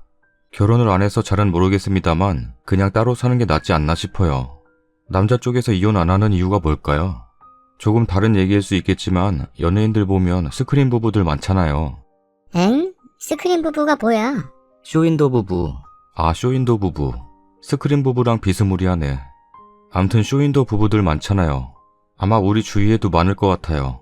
그냥 제 생각으로는 깔끔하게 끝내면 될 것 같은데, 뭐 자녀 문제라던가 집안 사정, 뭐 이것저것 때문에 못 끝내게 될 경우도 많겠네요. 아무튼 결혼은 참 머리 아픈 거네요. 두 번째 사연은 구박하는 시어머니와 마마보이 남편인데요. 남편이 한 말 중에 우리 엄마가 그러던데 너 첫인상이 너무 비쩍 말라 볼품없어서 우환이 많아 보이고 별로 예쁜지 몰랐는데 계속 보니 괜찮은 것 같더래. 이런 얘기를 왜 하는 걸까요? 이건 그냥 남자가 조금 이상해요. 저런 말을 해서 상대방이 기분 상할지 모르나 봐요. 뭐 남편분 많이 개선하셨다니 다행이네요. 세 번째 사연은 형님 좀 그렇죠. 자기네 집 쓰레기를 대신 버려주는 건데 좀 그러네요. 근데 저는 아파트를 안 살아서 몰랐는데 음식물 쓰레기 버리는 곳이 잠겨 있어요. 처음 알았네. 조금 불편할 것 같은데. 좋은 아파트인가 보네요. 요즘 대부분 아파트 선호하시죠? 저는 이상하게 아파트에 살고 싶은 생각이 전혀 없어요. 그냥 조용한 곳에 집 앞에 물이 흐르고 시골 같은 곳에서 살고 싶어요. 어디 괜찮은 곳 없나요? 그리고 항상 끝까지 시청해주시는 분들 정말 감사드립니다. 시간은 금이고 다른 할 일도 많으실 텐데 보잘것없는 제 영상을 항상 봐주셔서 정말 몸둘 바를 모를 정도로 감사드립니다. 말로만 하지 말고 한턱 쏴. 왜 말이 없어? 구독하기 눌러주세요. 눈 뜨자마자 편집해? 눈 뜨자마자 썰닭 보는 사람도 있을걸? 구독하기 눌러주세요. 귀중한 시간을 저에게 투자해 주셔서 정말 감사드립니다. 구독하기 눌러주세요. 다음 사연입니다. 최근 2년간 마음고생이 많았고 고민도 많았지만 이혼하기로 하였습니다. 이혼을 앞두고 조금 넋두리하며 제 마음도 정리를 할 겸 글을 적게 되었습니다. 저는 30대 초반에 처와 결혼을 하였습니다. 이후 딸 둘을 얻었고 첫째가 올해 초등학교 입학을 하였고 둘째가 내년에 입학을 앞두고 있습니다. 결혼 후 여러 문제가 있었지만 어떻게든 서로 보듬으며 살아가고 있다고 생각했습니다. 그러다 3년 전 제가 직장 문제 때문에 지방에 내려가게 되었습니다. 애들도 당시 다니던 유치원도 있고 아는 사람 아무도 없는 타지로 가는 것에 처가 부담을 느끼기도 해서 저 혼자 가게 되었습니다. 평일에 지방에 있다가 주말에 올라오는 생활을 계속하였는데 반년 정도 지나니 처가 너무 힘들어했습니다. 짜증나 정말. 나 혼자 애들 키우는 게 얼마나 힘든 줄 알아? 지긋지긋해. 언제까지 이러고 살아야 돼? 그러다 보니 저도 주말마다 가서 즐겁게 지내려 해도 번번이 다툼이 일어나게 되더군요. 이후 이래서 안 되겠다 싶어서 지방으로 내려와 같이 살자고 이야기했고 처는 처음에는 거부하다가 이러다 정말 자기도 안 되겠다 싶어 수긍하고 지방으로 내려왔습니다. 지방에 와서 처음에는 새로운 곳에 적응하느라 정신이 없었지만 그런대로 잘 살게 되었습니다. 그런데 갑자기 성형수술하려고. 양악은 아니야. 턱이 약간 모양이 안 좋은데 정말 살짝만 깎는 거야. 무조건 할 거야. 랍니다. 처는 누가 봐도 이쁜 얼굴이었고 많은 사람에게 부러움을 사는 외모를 지녔지만 본인이 자기 얼굴에 만족을 못하였고 곤혹 필러 같은 것을 할 때도 있었지만 수술은 처음 이야기하는 것이었습니다. 외지에 와서 사는 스트레스도 있을 테고 하니 알겠다고 했습니다. 이후 서울에 병원 상담, 수술 후 방문 등을 이유로 여러 차례 다녀왔습니다. 수술 후 붓기가 빠지려면 조깅이 가장 좋아. 라면서 매일 밤 조깅도 했습니다. 그런데 이해가 안 되는 것이 조깅을 하러 간다는 사람이 복장이 전혀 운동복이 아니고 운동화도 신을 때도 있지만 그렇지 않을 때도 많았습니다. 매일 10시, 11시에 나가서 새벽 1, 2시에 들어오는 것에 반복이었습니다. 처음에는 그러려니 했지만 제대로 운동하면 30분만 해도 온몸에 땀이 나게 되는데 아무리 가벼운 조깅이라도 3시간씩 한다는 것도 이상하고 가끔 조깅하다 편의점에서 쉬면서 마셨다고 하는데 술 냄새조차 풍기며 들어왔습니다. 핸드폰도 잠금으로 바뀌었고 항상 누군가가 카톡을 하지만 정작 제가 가까이 가면 급히 숨겼습니다. 모두 예상하셨다시피 처는 바람을 피고 있었습니다. 운동을 나간다고 해서는 그 남자와 미래를 즐기고 있었습니다. 처의 차에 녹음기를 놔뒀던 것을 확인했을 때 저는 미치는 줄 알았습니다. 상간남과 차 안에서 그 짓을 하더군요. 그것도 아파트 지하주차장에 차를 세워두고 말입니다. 너무 어이가 없고 화가 나서 정말 그때는 아무 생각도 안 들더군요. 많은 고민을 했습니다. 하지만 이렇게 살 수는 없다고 생각이 들었습니다. 시끄럽게 하고 싶지도 않고 눈에 넣어도 아프지 않을 두 딸을 생각하면 엄마가 다른 남자에 미쳐있는 것이 좋을 리도 없으니 조용히 마무리 지으려 했습니다. 나중에 한 일이지만 그 남자에게 돈도 퍼주었더군요. 처에게 조용히 불러 말했습니다. 헤어지자고. 그러자 처는 오히려 뻔뻔하게 평생을 함께 하자더니 다 거짓말이었냐? 라고 저에게 이야기하더군요. 순간 분노가 치솟았지만 애써 참으며 당신의 외도 사실을 알고 있어 라고 이야기했습니다. 이에 처는 오히려 당당히 얼마나 아는데? 그냥 대화만 하는 사이야. 부끄러울 것은 없어. 랍니다. 어떻게 사람이 이렇게 뻔뻔하고 수치심이라고 없을 수 있을까요? 결국 녹음기를 통해 들은 사실을 이야기하니까 오히려 저보고 그건 불법 도청이야. 그런 게 증거가 될 것 같아? 라며 비난하더군요. 이혼하자고 이야기했고 처가의 불륜 사실과 함께 이혼을 통보했습니다. 처가 어른들은 바로 내려와서 저에게 잘못했다 이야기하면서 딸의 잘못을 빌더군요. 하지만 이미 이혼을 하려 했기 때문에 그러실 필요 없다고 이야기하고 그냥 오신 김에 데리고 가시라고 했습니다. 이렇게 왈가왈부하는 사이에 애들이 울며 저에게 매달리더군요. 엄마랑 헤어지지 말라고. 정말 너무 귀엽고 사랑스러운 딸들인데 저렇게 울며 매달리니 가슴이 미어지더군요. 결과적으로 요약하자면 이혼을 하지 않았습니다. 머리로는 해야 한다고 생각이 되면서도 애들이 울며 매달리니 차마 할 수가 없었어요. 이후 어떻게든 잘 지내보기 위해 부부 상담도 가보고 여행도 가고 여러모로 노력을 했었습니다. 이후 2년이 지나 어느 정도 잊혀지나 싶었지만 계속 저는 불면증에 시달렸습니다. 이전에 그랬던 것처럼 제가 잘 때 밖으로 나가 그 남자와 카톡을 주고받거나 전화를 하지 않는지, 내가 출장을 갔을 때 미래를 나누는 건 아닌지, 정말 완전히 정리된 것이 맞는 것인지. 그럼에도 저는 당신 의처증이야. 지긋지긋하다 정말. 라면서 저에게 화를 자주 내었습니다. 저는 자기 카드 내역, 통화 내역, 은행 내역 같은 것을 공개하라는 제 요구를 철저히 무시하면서 그저 제가 의처증에 빠져 있어서 자기는 지긋지긋하다고 말합니다.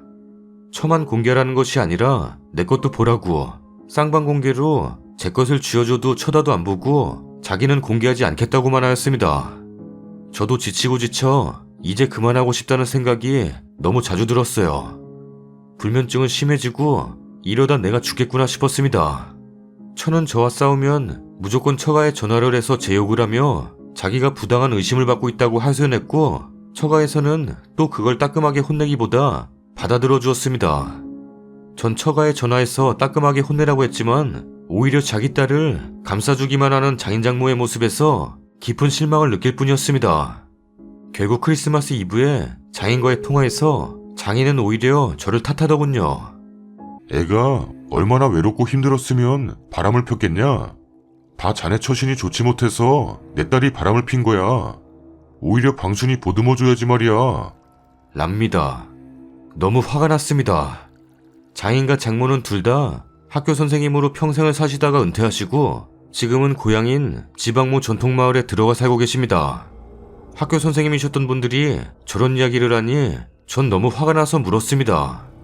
그 논리대로라면 학교에서도 애들 괴롭히는 애들 많은데 피해자보다 가해자를 감싸줘야 하냐고.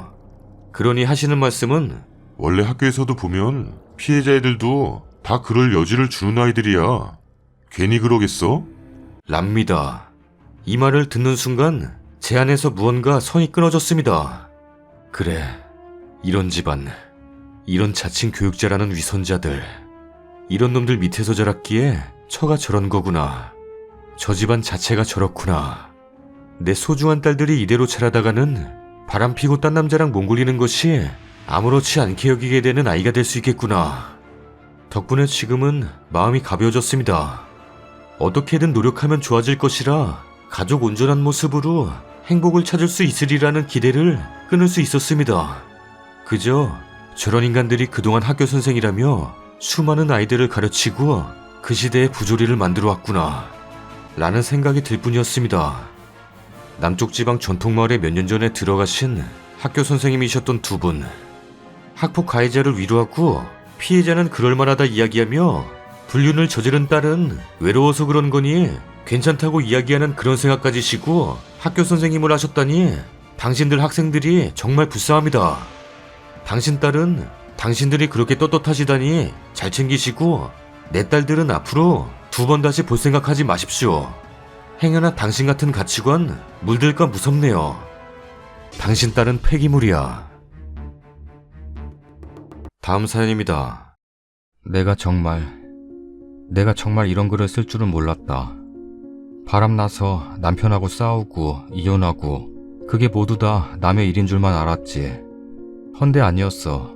그게 바로 내 일이 되어버렸다. 남편의 외박, 여지껏 없었던 일. 아침에 일어나 보니 안 보여서 미친 듯이 찾아 헤매었다. 오후에 걸려온 남편의 전화. 그래, 태연했었다. 아무 일 없었다는 듯이. 난 말했지. 내 눈으로 안 본 이상 난 아무것도 믿을 수가 없다고. 전날 회사에서 회식을 하고 그때만 해도 술에 거하게 취해 있던 남편, 회사 동료 셋이 다시 또 가요주점을 갔더군. 나중에 영수증을 보니 1시간 20분 동안 술값이 170만원.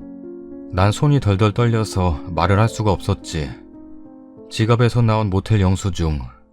참고로 우리 남편 평소에 어디 가서 잠을 자더라도 양말 하나 안 벗고 넥타이 한번 풀고 잔 적이 없던 사람. 처음에는 발뺌을 하는데 믿고 싶었어 나는. 그래, 우리 남편만큼은 아니야. 아니야. 아니야. 매일마다 자기가 하던 소리. 난 누가 돈 주고 그런 데 가라고 해도 안 가. 더러워서 안 가. 라고 하던 남편. 그런데 웃긴 건 남자 셋에 여자 둘. 방은 2개였다. 한 남자는 처음부터 여자랑 자겠다고 독방 쓰겠다고 선포를 했고, 다른 2 남자는 한 방으로 들어가서 한 남자가 여자하고 1시간 동안 일을 치르고 난 뒤 남은 게 우리 남편하고 그 여자였나 보다. 우리 남편 하는 말이 자고 일어나 보니 양말 벗겨져 있고 넥타이 풀려져 있고 잠바 벗겨져 있고, 거기까지만 말을 하는데 내가 귀싸대기 올려붙이고 머리 끄댕이 잡고 바른 대로 말하라 했더니 무릎 꿇고 빌면서 하는 말. 자고 일어나 보니 여자가 옆에 누워있더라. 라고 하는데 나보고 뭘 믿으라는 건지. 난 놀랬다. 너무너무. 내가 우리 남편 머리 끄댕이 잡고 난리칠 줄. 정말로 너무도 자연스럽게 그런 행동이 나오는데 눈물이 앞을 막 가려서 난 집을 나왔어. 원래 평소에도 성격이 강직하고 깔끔하기로 소문난 사람. 다른 사람은 바람 펴도 저 사람은 절대로 그럴 사람이 아니다 했는데 회사 동료들도 아닐 거라 그러대. 그런데 결론은 아니었지. 정말로 아니었어. 더러운 여자들하고 놀아나고 시침이 뚝 떼고 집구석에 들어와서 애들 앞에서 미안하지도 않은가. 남자들한테 물어보고 싶어. 남자들은 다른 거니? 말을 끝까지 안 하면 내가 모를 줄 알았나 봐. 일이 이렇게 크게 벌어질 줄 꿈에도 생각 못했다 하대. 내가 집 나가겠다 하니 그제서야 입을 열고, 그 전에도 내가 별소리 다 해도 피식피식 웃으면서 얼마나 나를 비꼬아댔는데, 내가 주점에 모텔 가서 다 확인하고 회사 동료 2명 만나서 다 확인하니 이젠 안 되겠다 싶으니 이틀을 버팅기더니 그제서야 말을 해? 난 너무 힘들다. 모든 게 무너지는 기분. 리플 달아주시면 많은 참고가 될 듯하네요. 댓글입니다. 현재 간호사인데요. 우리 병원에 주사 맞으러 오는 남자들 수두룩해요.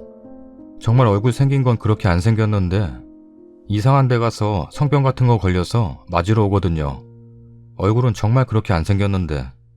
병원에서 일하다가도 그런 생각 많이 들더라고요. 난 절대 결혼하지 말아야지 하는.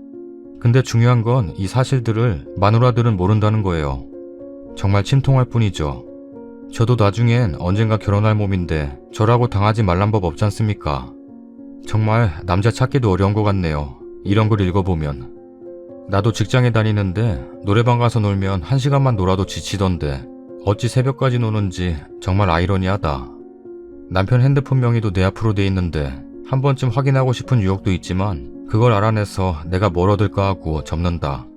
그리고 일 열심히 하고 운동하고 그러면 잊혀지고, 내 몸이 피곤하니 남편이 들어오나 안 들어오나 별로 기다려지지 않고 피곤해서 그냥 자고 아침에 출근하고 뭐 그런다.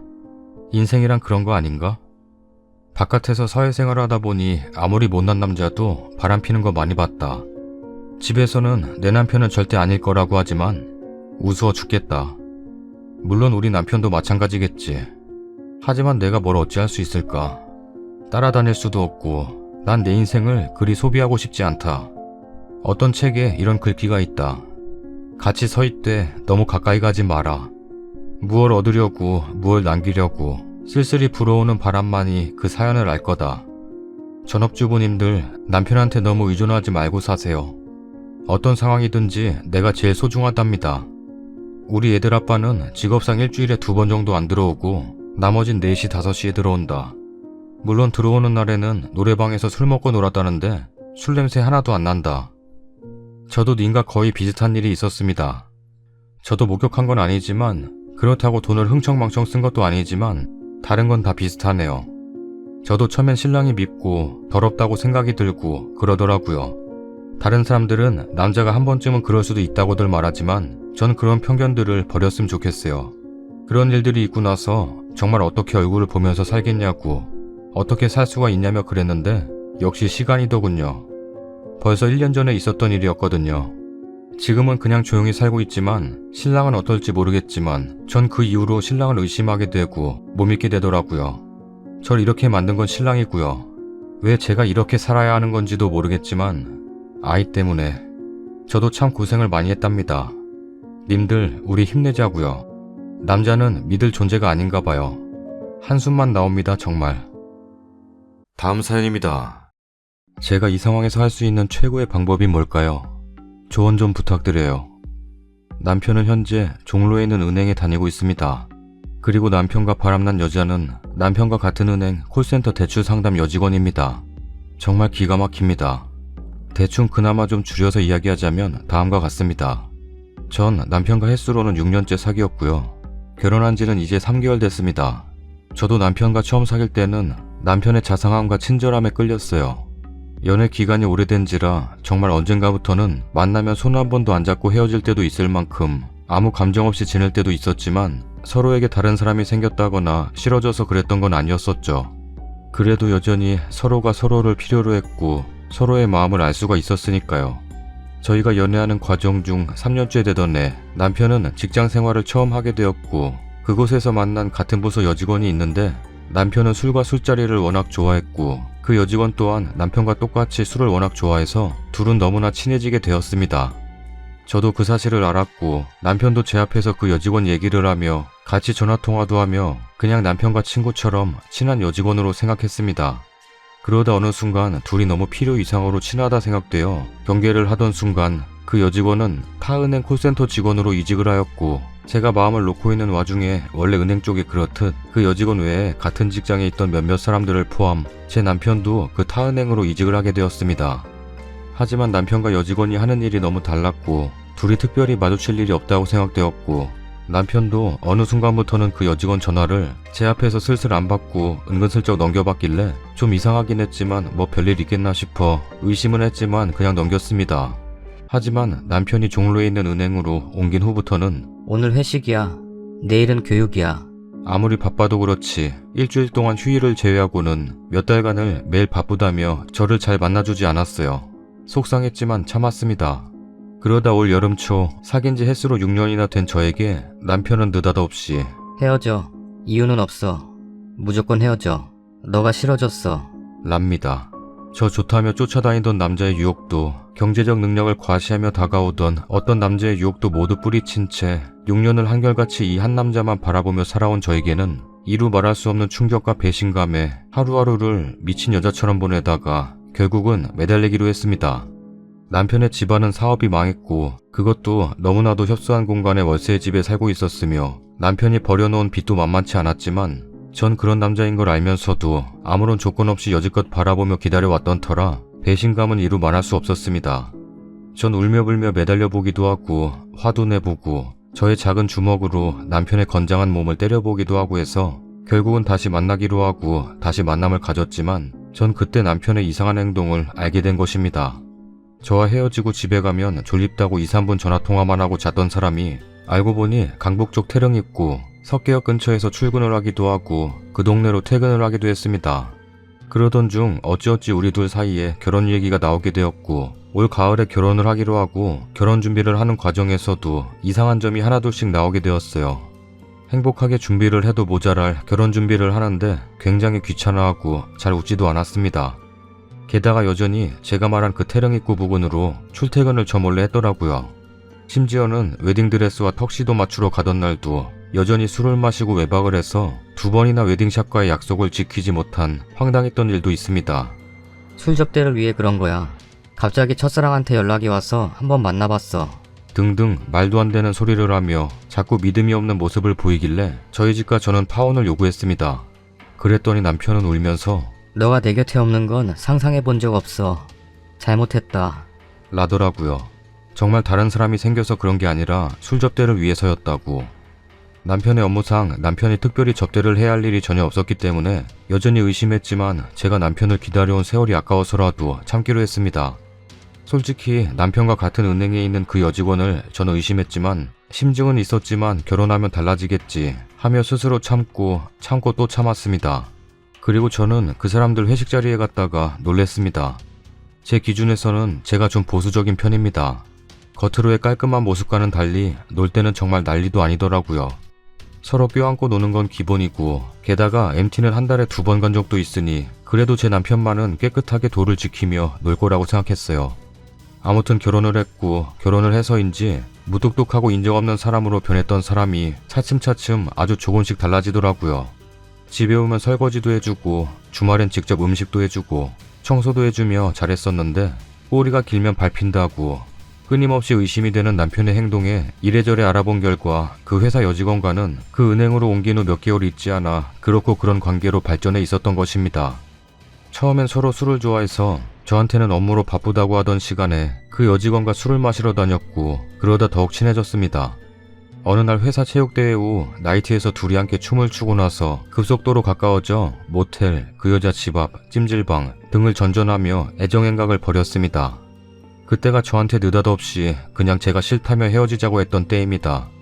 그러면서 저랑 결혼을 약속했고 그 여자도 그런 걸 알았으면서 둘이 서로 밤마다 2시, 3시, 4시 거르지 않고 매일매일 전화통화를 했고 저랑 결혼 준비하는 과정에서도 잦은 외박을 하며 출퇴근을 했던 곳이 바로 그 여자 동네였던 것입니다.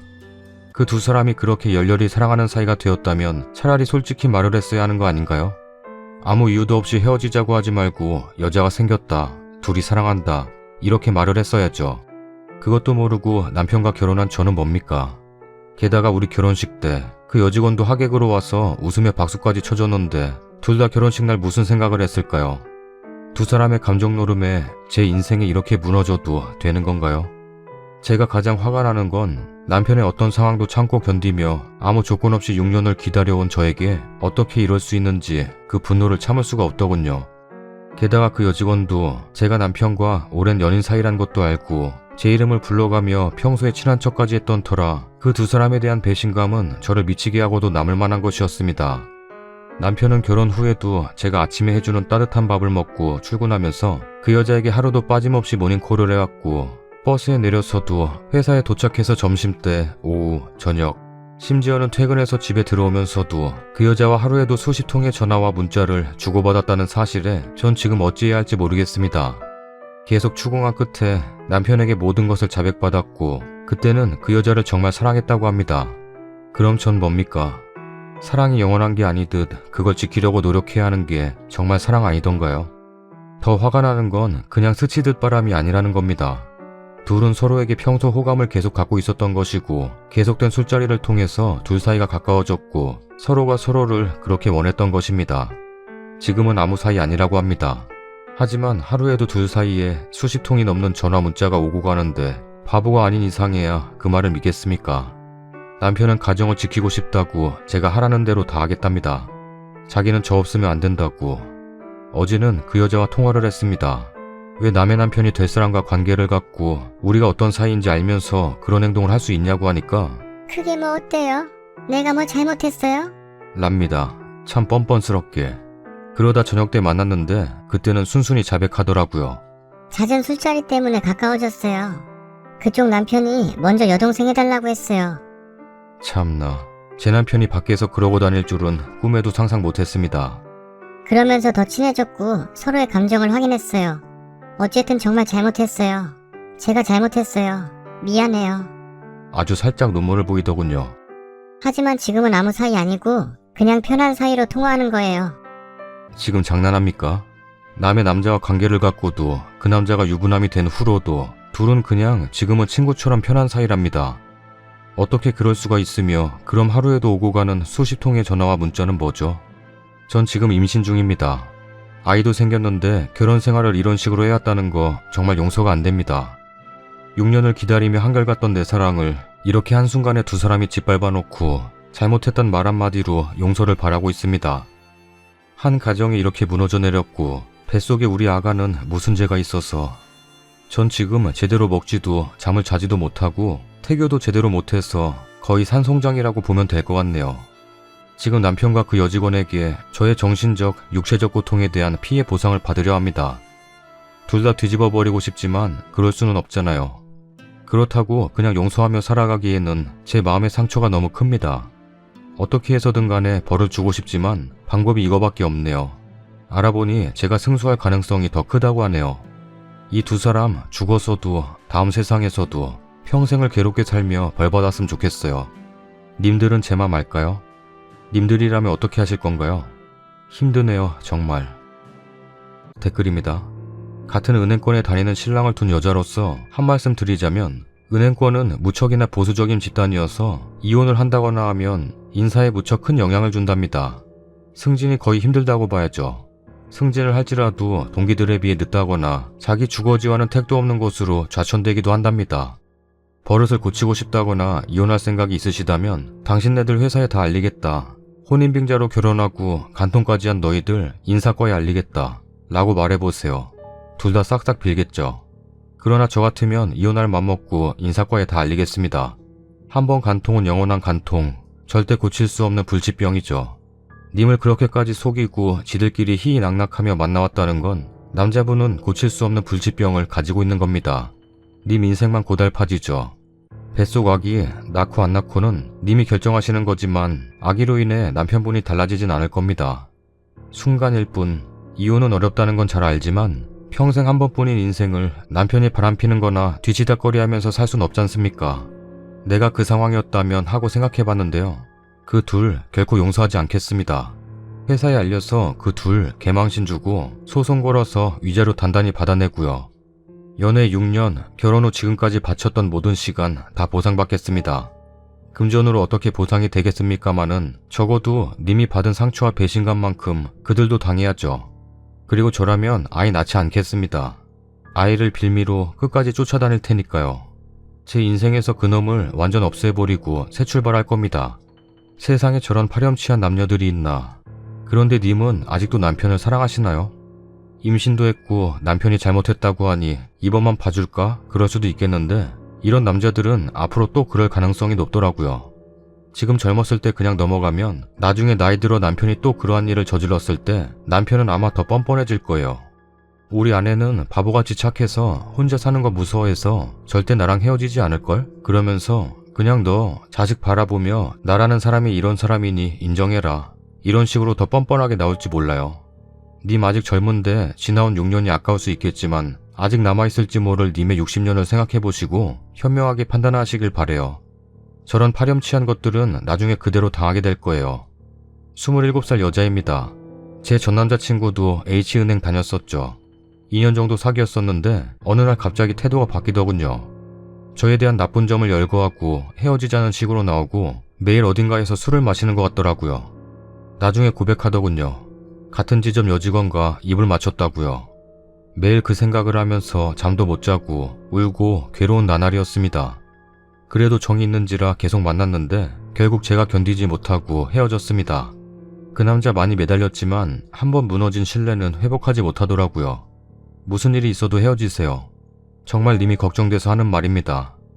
은행권 남자들이 여직원과 바람이 나거나 하는 일이 많더군요. 유독 왜 그런지 모르겠지만 아무래도 남자보다 여자가 많고 깔끔한 수트를 입고 늦게까지 일하고 또 회식이 잦아서 그런 거 아닐지. 저도 전남친 너무 사랑했고 결혼 말까지 나왔기에 포기하고 싶지 않았고 지금도 가끔 생각나고 그립지만 역시 헤어지기를 정말 잘했다고 생각합니다. 6년의 세월 안타깝고 아깝지만 독하게 맘먹고 헤어지세요. 죄송한 말씀이지만 그 남자 아이도 저는 그냥 안 낳으셨으면 좋겠습니다. 남자 집에 돈이 없다니 이혼해도 받을 돈이 없을지도 몰라도 님을 위해서 결단을 내리세요. 그런 남자와는 결코 평생을 같이 할 수 없습니다. 그리고 독하게 마음먹고 사세요.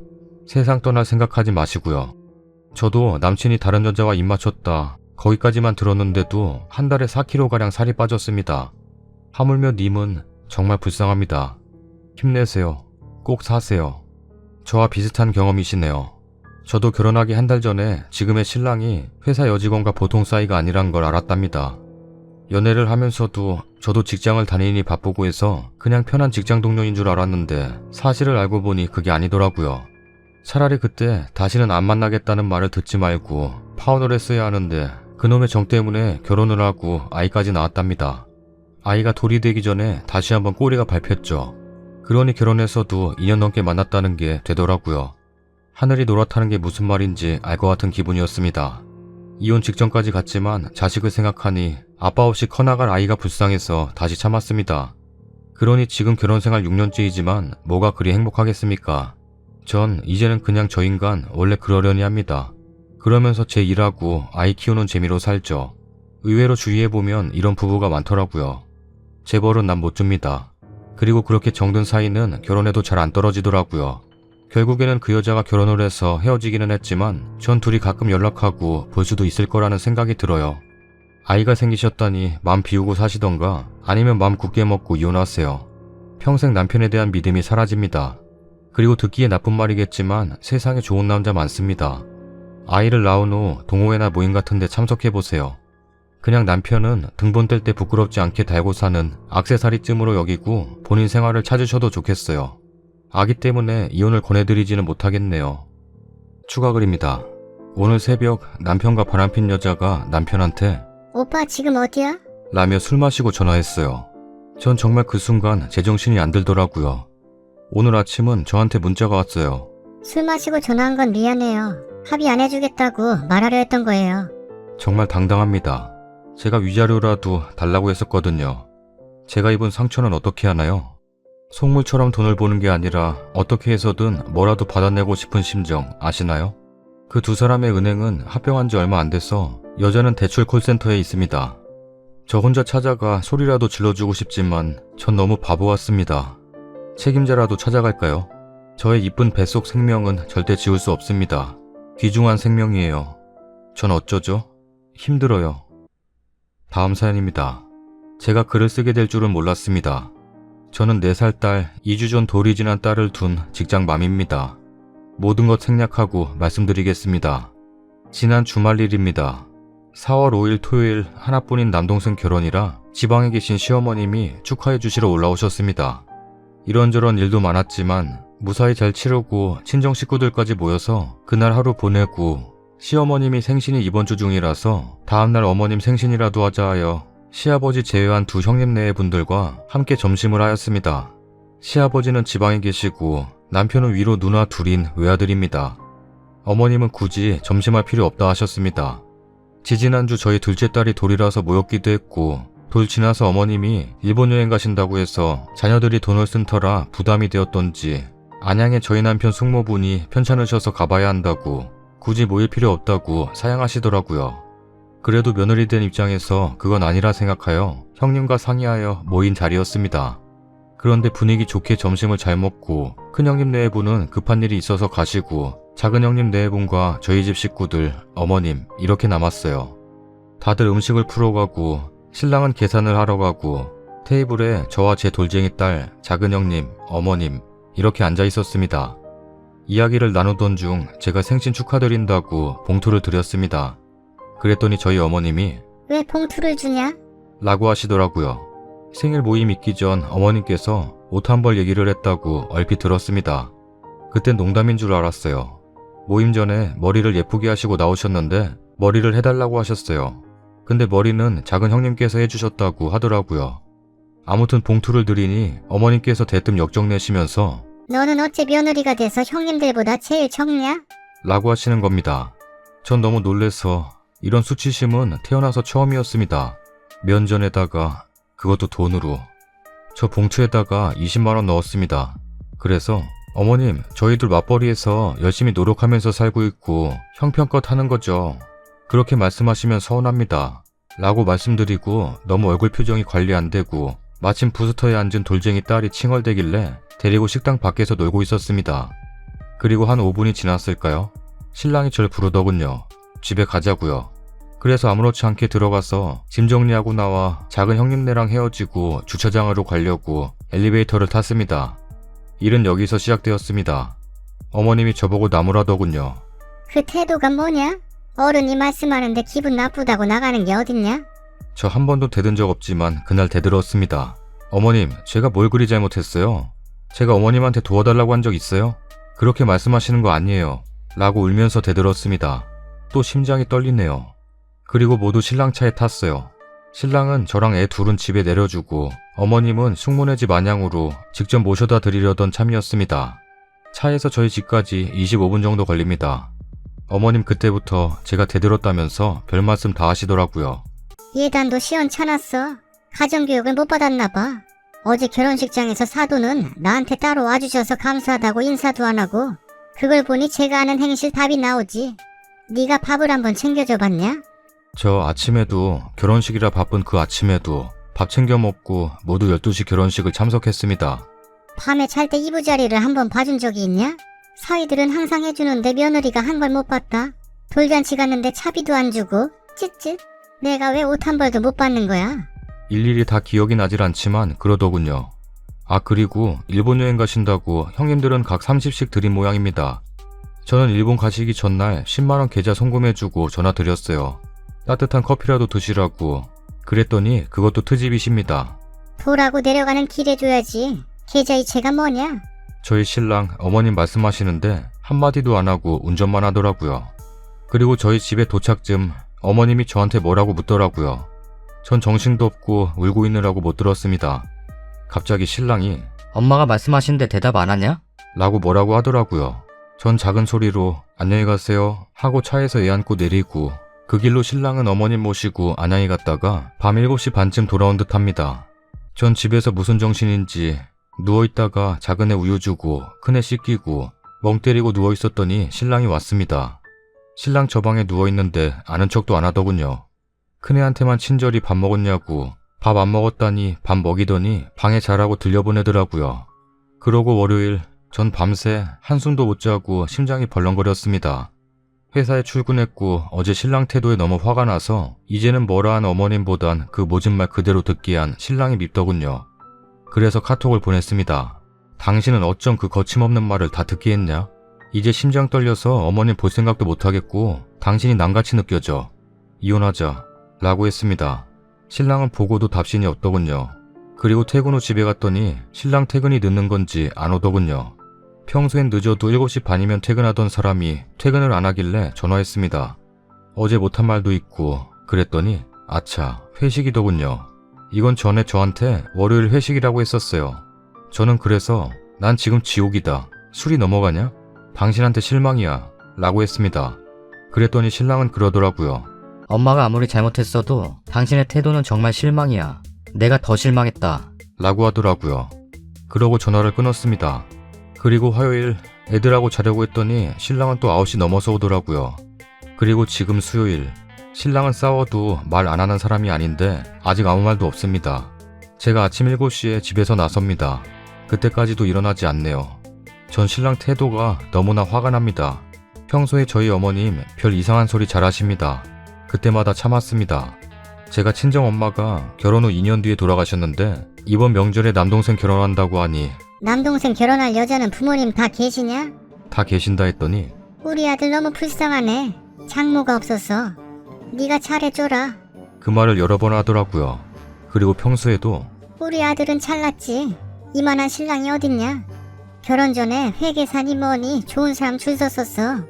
너무 듣기 싫은데 매번 하시더라고요. 돌잔치 날도 아들 하나 더 안 낳냐? 라고 하시고 이루 말할 수 없게 자잘하게 사람 힘들게 하셨습니다. 저희 둘 다 중소기업 다닙니다. 반면 신랑 누나들 남편들은 다들 대기업 다닙니다. 누님들 집에서 살림하시고요. 참고로 저 7년 결혼 생활하면서 어머님한테 생일 선물 번번이 받아보지 못했어요. 그 작다는 20만원은 임신 중에도 받아본 적 없습니다. 돌잔치 때도 금값이 싸져서 금으로 많이들 해주셔서 저희 밥값 치르기도 힘들었습니다. 어머님도 금 2돈 목걸이 해주셨고요. 조언 구합니다. 신랑이 어머님 편인 듯 합니다. 그냥 이혼이 답인가요? 두 딸이 불쌍하지만 남의 편인 남편하고 사는 게 답인지 점점 신랑 태도에 이혼 생각이 납니다. 댓글입니다.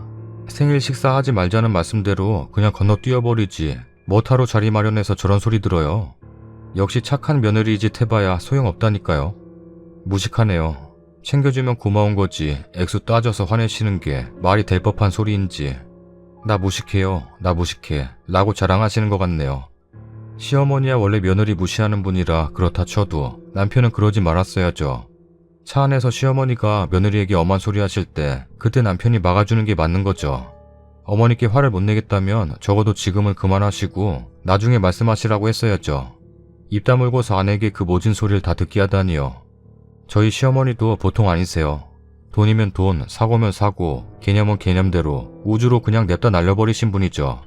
그 와중에 다행인 건 남편이 잘 막아주고 있다는 거예요. 그래서 저는 이혼 생각 없이 살고 있어요. 그런데 님은요, 저랑은 달라요. 시어머니 개떡 같아도 남편만 내 편이면 사는데 님은 안 그러니. 글쎄요, 저라도 이혼 고민할 것 같아요. 잘 생각해보세요. 자식 잘 키워서 시집장가 보내고 쥐들 배우자 잘 만나 안 싸우고 알콩달콩 사고 안 치고 잘 살아주면 그게 효도지. 우리나라 부모들은 뭔 거지근성도 아니고 자식을 돈 벌라고 키우냐고. 누가 낳아달라고 했건 지들이 좋아서 낳아서 키웠으면 그걸로 만족해야지. 뭔 바라는 게 그렇게도 많아. 나중에 더 늙고 수정 못 쓰고 병들면 외며느리가 그 뒤지다거리 다 할 건데 절에 속 뒤집는 소리만 하면 모시기나 하겠어. 이번 일로 이혼을 당장 안 하시더라도 시어머니와의 모든 통화, 대화 녹음하세요. 그리고 남편이 대화 시도 전에는 더 이상 먼저 요청하지 마세요. 아무 일도 없었던 듯 넘어가려고 하면 그 문제에 대해서 그냥 넘어갈 생각 없어. 지금까지 너무 많은 말로 상처받았지만 단 한 번도 내 심정과 상처에 대해 이해하려 하지도 막아주려 하지도 않았고 더불어 시어머니 편에 서서 똑같이 했어. 난 지금 한계야. 더 이상 인격모독 당하지 않을 거고 벙어리 노릇하지 않을 거야. 반대로 같은 상황에 우리 아버지가 똑같은 말 했다면 당신은 어떤 기분일지 생각해보고 다시 말해라. 당신이 내 상처에 대해 공감을 못하겠다면 우리 가족 미래는 불투명해질 거야. 난 각오했어. 내 상처가 이 정도라는 걸 인지하고 곰곰이 생각해보길 바래. 라고 하세요. 아우 너무 싫어. 저도 초반에 시어머니가 잡으시려고 하신 건지 결혼 전에는 안 그러시더니 만날 때마다 잔소리 하시더라고요. 살이 왜 이렇게 많이 쪘냐? 너는 쪘는데 내 아들은 왜 이러냐? 얘 밥은 먹이냐? 그러다가 옷장을 하나 사다 드렸는데 마음에 안 든다고 기사님 오셔서 설치해 주시고 있는데도 계속 싫다고 반품하자고 하셔서 가만히 듣다 너무 화가 나서 행주 집어던지면서 신랑한테 기사 아저씨 다시 불러서 반품해. 저놈의 옷장이 뭐라고 1시간을 싸고 있냐? 고래고래 소리 지르면서 신랑한테 몰아붙이니 시어머니 가만히 계시더라고요. 성질 더러운 거 아시니까 그냥 가만 냅두세요. 도리는 다 해야죠. 글쓰님 보니까 도리는 다 하시는 것 같은데 왜 큰 소리는 속으로만 앓고 계시는지. 저 같음 한번 쏟아요. 결혼의 최대 단점이 여실히 드러나는 글이네요. 최악의 시어머니와 그걸 감싸주지 못하는 남편. 결혼 전 다들 부푼 꿈에 결혼하죠. 근데 결혼해서 더 우울해지는 이유는 살면서 사랑하는 사람과 인생 최대 관문인 식장을 들어선 이후 그 하나밖에 없던 신랑과 틀어지는 상황에 놓이게 되면 주변에 아무도 없고 혼자 내버려진 기분일 거예요. 여자들 오랫동안 결혼 못하고 혼자 싱글이고 친구들 다 가고 혼자 남았을 때 같이 놀 친구도 나이든 미혼인 공감하는 친구도 없을 때 우울감이 극에 달하는데요. 그것보다 더 심한 우울감이 바로 결혼 후 내 편인 것 같던 남편의 배신이죠. 가장 사랑하는 사람이 자신을 더 이상 봐주지 않을 때 결혼도 했고 애도 낳았고 나이도 들었고 더 이상 나아갈 길이 보이지 않을 때 엄청난 우울감이 드는 거죠. 새롭게 시작도 못하고 그 지옥 속에 사는 것밖엔 답이 없고 이혼 역시 나 혼자는 편하지만 아이 걱정, 주변 시선, 이혼하고 나면 친구 만나기도 더 힘들어진다죠. 뒤에서 자기 말할까봐. 결혼은 행복만 뒤따르진 않는다. 확실히 알겠네요. 그래서 혼자도 잘 살고 외롭지 않고 자아가 튼튼할 때 결혼해야 해요. 추가 글입니다. 모두들 충고 감사합니다. 근데 어젯밤에 신랑하고 진지하게 얘기했는데 제가 100번 잘못했다고 누님도 화나셨다고 누나랑 어머님께 전화로 사과하길 바라더군요. 이혼으로 결정받습니다. 그리고 신랑 회계사 아닙니다. 평범한 작은 기업 과장. 어머님이 결혼 전에 만난 사람이 회계사 여자라고 그런 여자도 좋다고 따라다녔다고 저 비하해서 하는 말씀이 있죠. 저희 둘 연봉은 합치면 대기업 월급 이상 되겠네요. 합쳐서. 급초라하네요. 일단 이게 잘하는 짓인지는 나중에 하고 후회하려고요.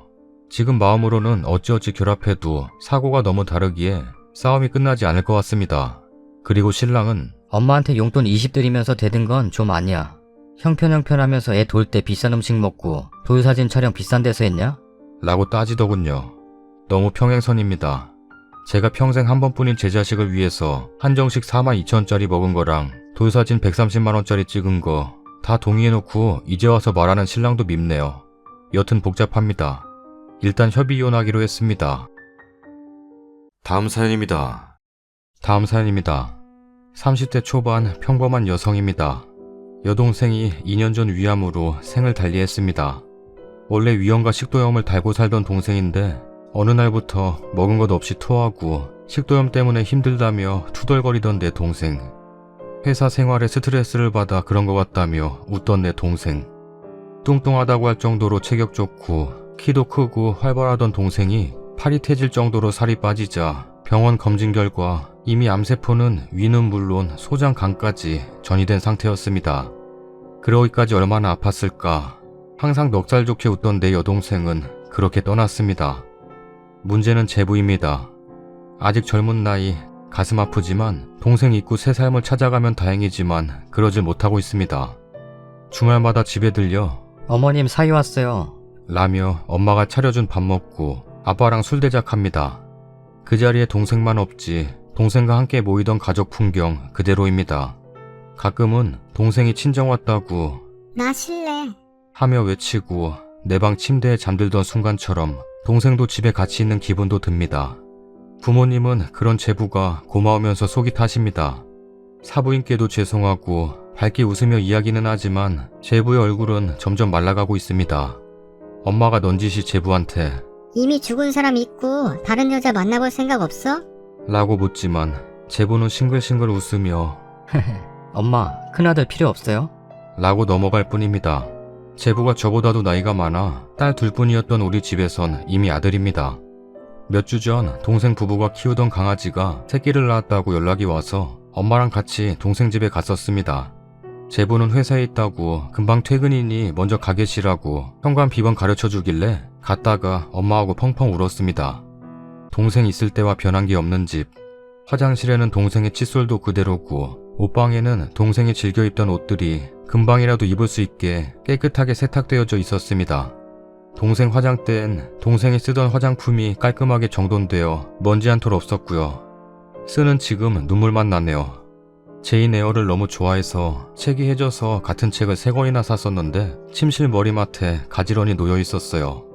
제부가 퇴근 후 오고 엄마는 제부 붙들고 오열하며 우셨습니다.